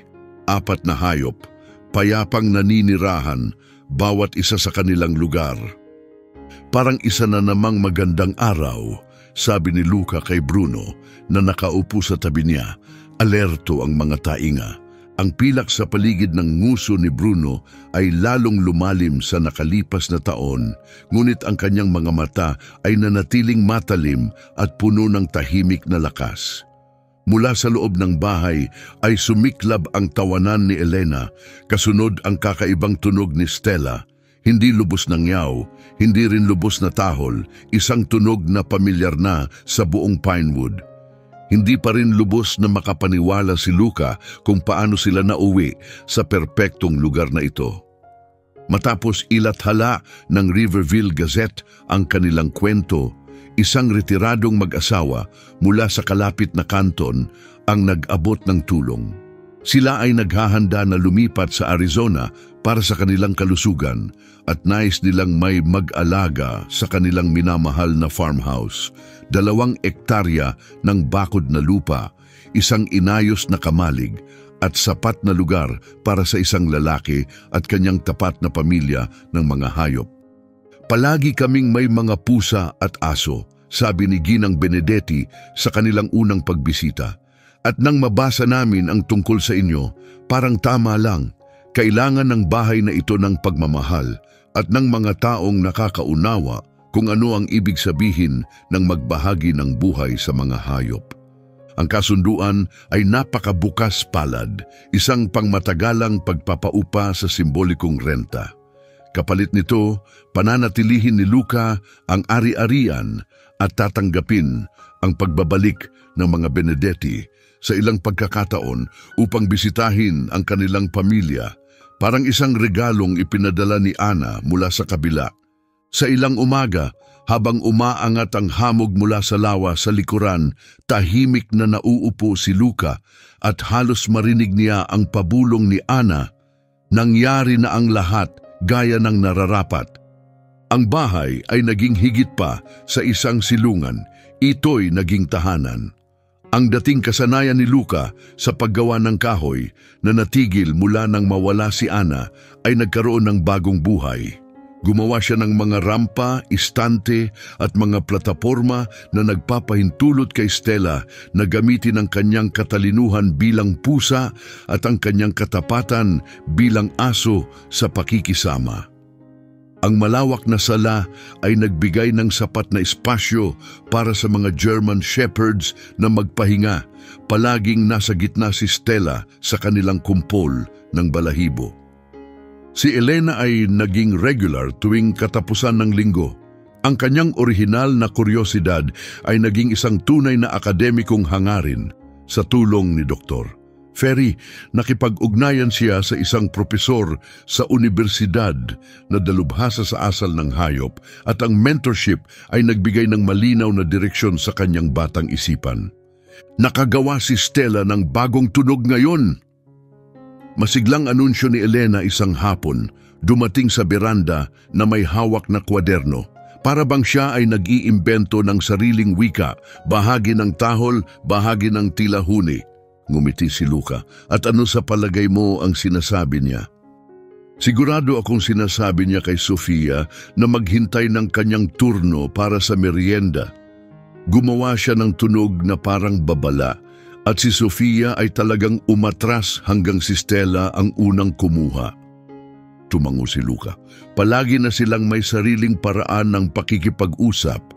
Madalas sabihin ni Ana na mas marami pang nauunawaan ng mga hayop kaysa sa inaakala natin. Iniisip ng aking mentor na si Stella ay maaring ang pinakadokumentadong kaso ng pagkatuto ng asal sa pagitan ng magkakaibang uri ng hayop, sabi ni Elena na may pagmamalaki. Baka nga makapag-publish pa kami ng isang papel sa isang youth science journal sa susunod na taon. Kahit ang mga hindi inaasahang taga-suporta ay nagbago ang kanilang pananaw. Si Teresa Grimaldi, na dati ang pinakamalakas na kritiko ng tahanan ni Luca, ay naging pinakamatibay na tagapagtaguyod nito. Matapos masaksihan ang pagkakaibigan ni Bruno at Stella, naranasan niya ang tinawag niyang personal na pagsusuri ng natural na kaayusan.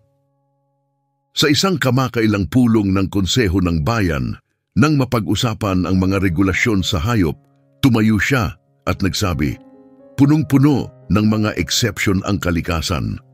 Kung maayos ang kalagayan ng mga hayop, sino tayo para questionin kung paano nila pinipiling mabuhay?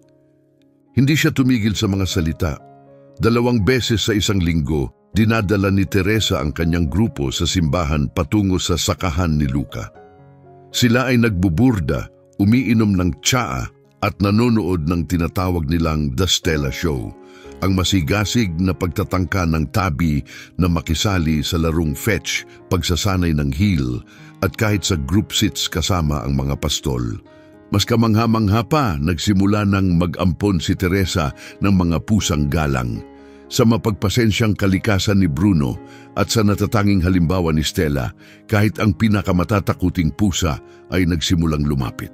Si Stella ay nagsilbing tulay ng katahimikan, ipinapakita sa takot ng mga pusa na ang mga aso ay maaaring maging kaibigan, hindi kaaway. Bagaman wala sa mga ampon ang kumuha ng kanyang asal na parang aso, ang kanyang presensya ay nagdulot ng kapayapaan sa kanila. May mga bagay na hindi talaga maituro, puna ni Dr. Ferry sa isang kamakailang pagbisita. Nagbago si Stella sa isang kritikal na yugto ng kanyang pag-unlad. Siya ay tunay na natatangi. Madalas ding isipin yon ni Luca. Nang umagang iyon, si Stella ay lumabas sa beranda sa pagitan ni Leo at Sofia. Ang kanyang payat ngunit matipunong katawan ay naging matibay mula sa mga taon ng pakikipagsabayan sa mas malalaking aso.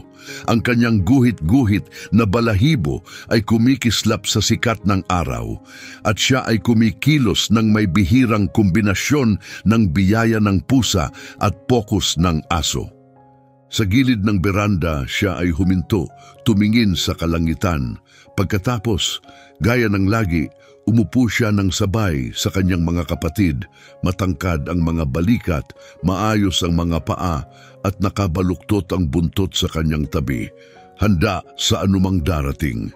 Kamakailan, nagsimula ng imbitahan ng Pinewood Animal Shelter si Luca at ang mga hayop isang beses sa isang buwan upang tumulong sa pagsosyalisa sa mga mahihirap pakisamahang alaga. Si Stella, lalo na, ay nagpakita ng kakaibang kakayahan, pinapakalma ang mga balisang aso, nilalapitan ang mga takot na pusa na tila naiintindihan niya silang lahat. Handa na kayo para sa lakad natin? Tanong ni Luca. Inaabot ang mga tali sa tabi ng pinto.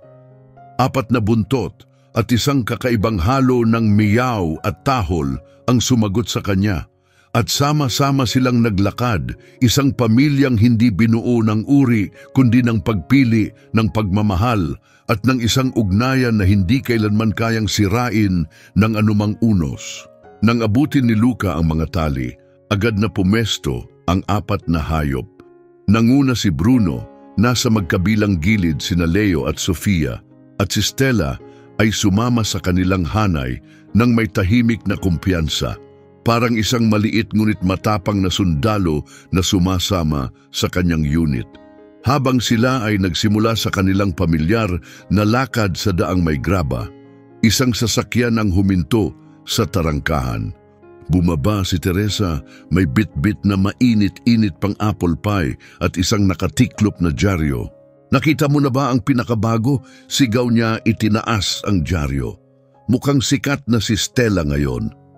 Kinuha ni Luca ang dyaryo mula sa kanya, ang kanyang mga mata ay napunta sa larawan ni Stella na nakaupo sa tabi ng isang nanginginig na asong rescue sa silungan, isang aso na dati ay tumatanggi sa anumang pakikipag-ugnayan sa tao. Ang headline ay nagsasaad, "Pusa na gaya ng aso, nagbibigay ng pag-asa sa mga hayop sa silungan." Hindi mapigilan ni Luca ang ngumiti habang binabasa ang artikulo. Inilarawan si Stella bilang isang bihirang tulay sa pagitan ng mga uri ng hayop, isang bilingwal na kasama na likas na nagpapakalma sa mga balisang aso at nagdududa na mga pusa tumutulong sa kanilang muling magtiwala at magbukas sa mga nag-aampon. May tinuturo siya sa atin na mahalaga, sabi ni Teresa. Banayad ang boses habang pinapanood si Stella na masiglang tumatakbo. Ang kanyang maliit na katawan ay nasa pagitan ng mga pastol. Tungkol sa paghahanap ng lugar mo sa mundo kahit hindi ito ang inaasahan ng iba para sa iyo. Tumango si Luca, ang tingin ay nakatuon kay Stella. Palaging naniniwala si Anna diyan, kaya gusto niyang magkaroon tayo ng pusa sa buhay natin. Sabi niya, ang magkakaibang pananaw ay nagpapalakas sa atin. Ang araw ay mababa ng sumisinag sa mga gintong puno habang naglalakad ang grupo sa tahimik na mga daanan sa paligid ng farmhouse. Mga daanang naging sagrado at pamilyar. Paminsan-minsan, bigla na lang tatakbo si Stella nang mabilis na parang isang anino ng enerhiya, ngunit palaging bumabalik sa tabi ng mga aso. Nabubuhay siya sa pagitan ng dalawang mundo, ngunit ganap na kabilang sa pareho. Hindi lang siya nakahanap ng lugar, nilikha niya ang isa. Isang bagay na bago, isang bagay na maganda. Madalas isipin ni Luca ang kanyang paglalakbay, mula sa isang nanginginig, basang-basang kuting sa ulan hanggang sa kamangha-manghang nilalang na ngayon ay nagdadala ng liwanag sa kanilang komunidad. Ang kanyang presensya ay nagpapaalala kay Luca araw-araw na ang pamilya ay hindi tungkol sa mga kategorya o pagiging magkapareho. Ito ay tungkol sa pagmamahal, katapatan, at ang kahandaang tanggapin ang isa't isa ng buo kung ano tayo.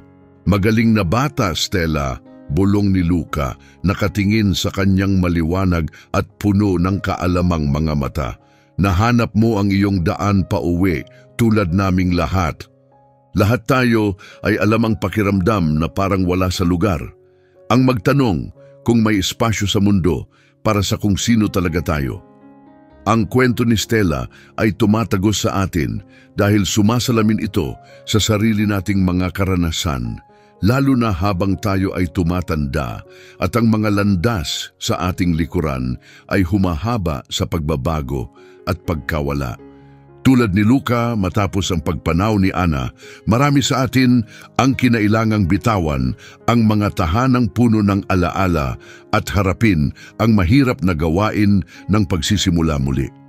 Natutunan natin na ang paggaling ay maaaring magmula sa mga hindi inaasahang lugar at na ang pamilya sa tunay nitong kahulugan ay hindi nasusukat ng makitid na definisyon na itinuro sa atin. Ang paglalakbay ni Stella ay nagpapaalala sa atin na ang pagiging iba ay hindi nangangahulugang nawawala. Nangangahulugang maging matapang at pumili ng pagmamahal muli at muli kahit na sinasabi ng mundo na hindi ka angkop. Sa mga huling kabanata ng ating buhay, marahil ang pinakamalaking karunungan ay ito na ang pagiging flexible ay hindi nangangahulugang pagkasira, na ang pag-aangkop ay hindi nangangahulugang pagsuko. Nangangahulugan ito ng pag-survive at paglago at pagkonekta sa mga paraan na nagpapalakas sa atin. Tulad ni Stella, maaari nating yakapin kung sino tayo ng buong tapang at walang pag-aalinlangan at sa paggawa nito, maaari tayong umuwi sa ating sarili. Salamat sa pagsama sa amin ngayon. Kung ang kwentong ito ay humipo sa iyong puso, bigyan ito ng like at ibahagi ang iyong saloobin sa mga komento. Huwag kalimutang mag-subscribe para hindi mo makaligtaan ang susunod na nakaka-inspirasyong kwento. Kita-kits sa susunod na video.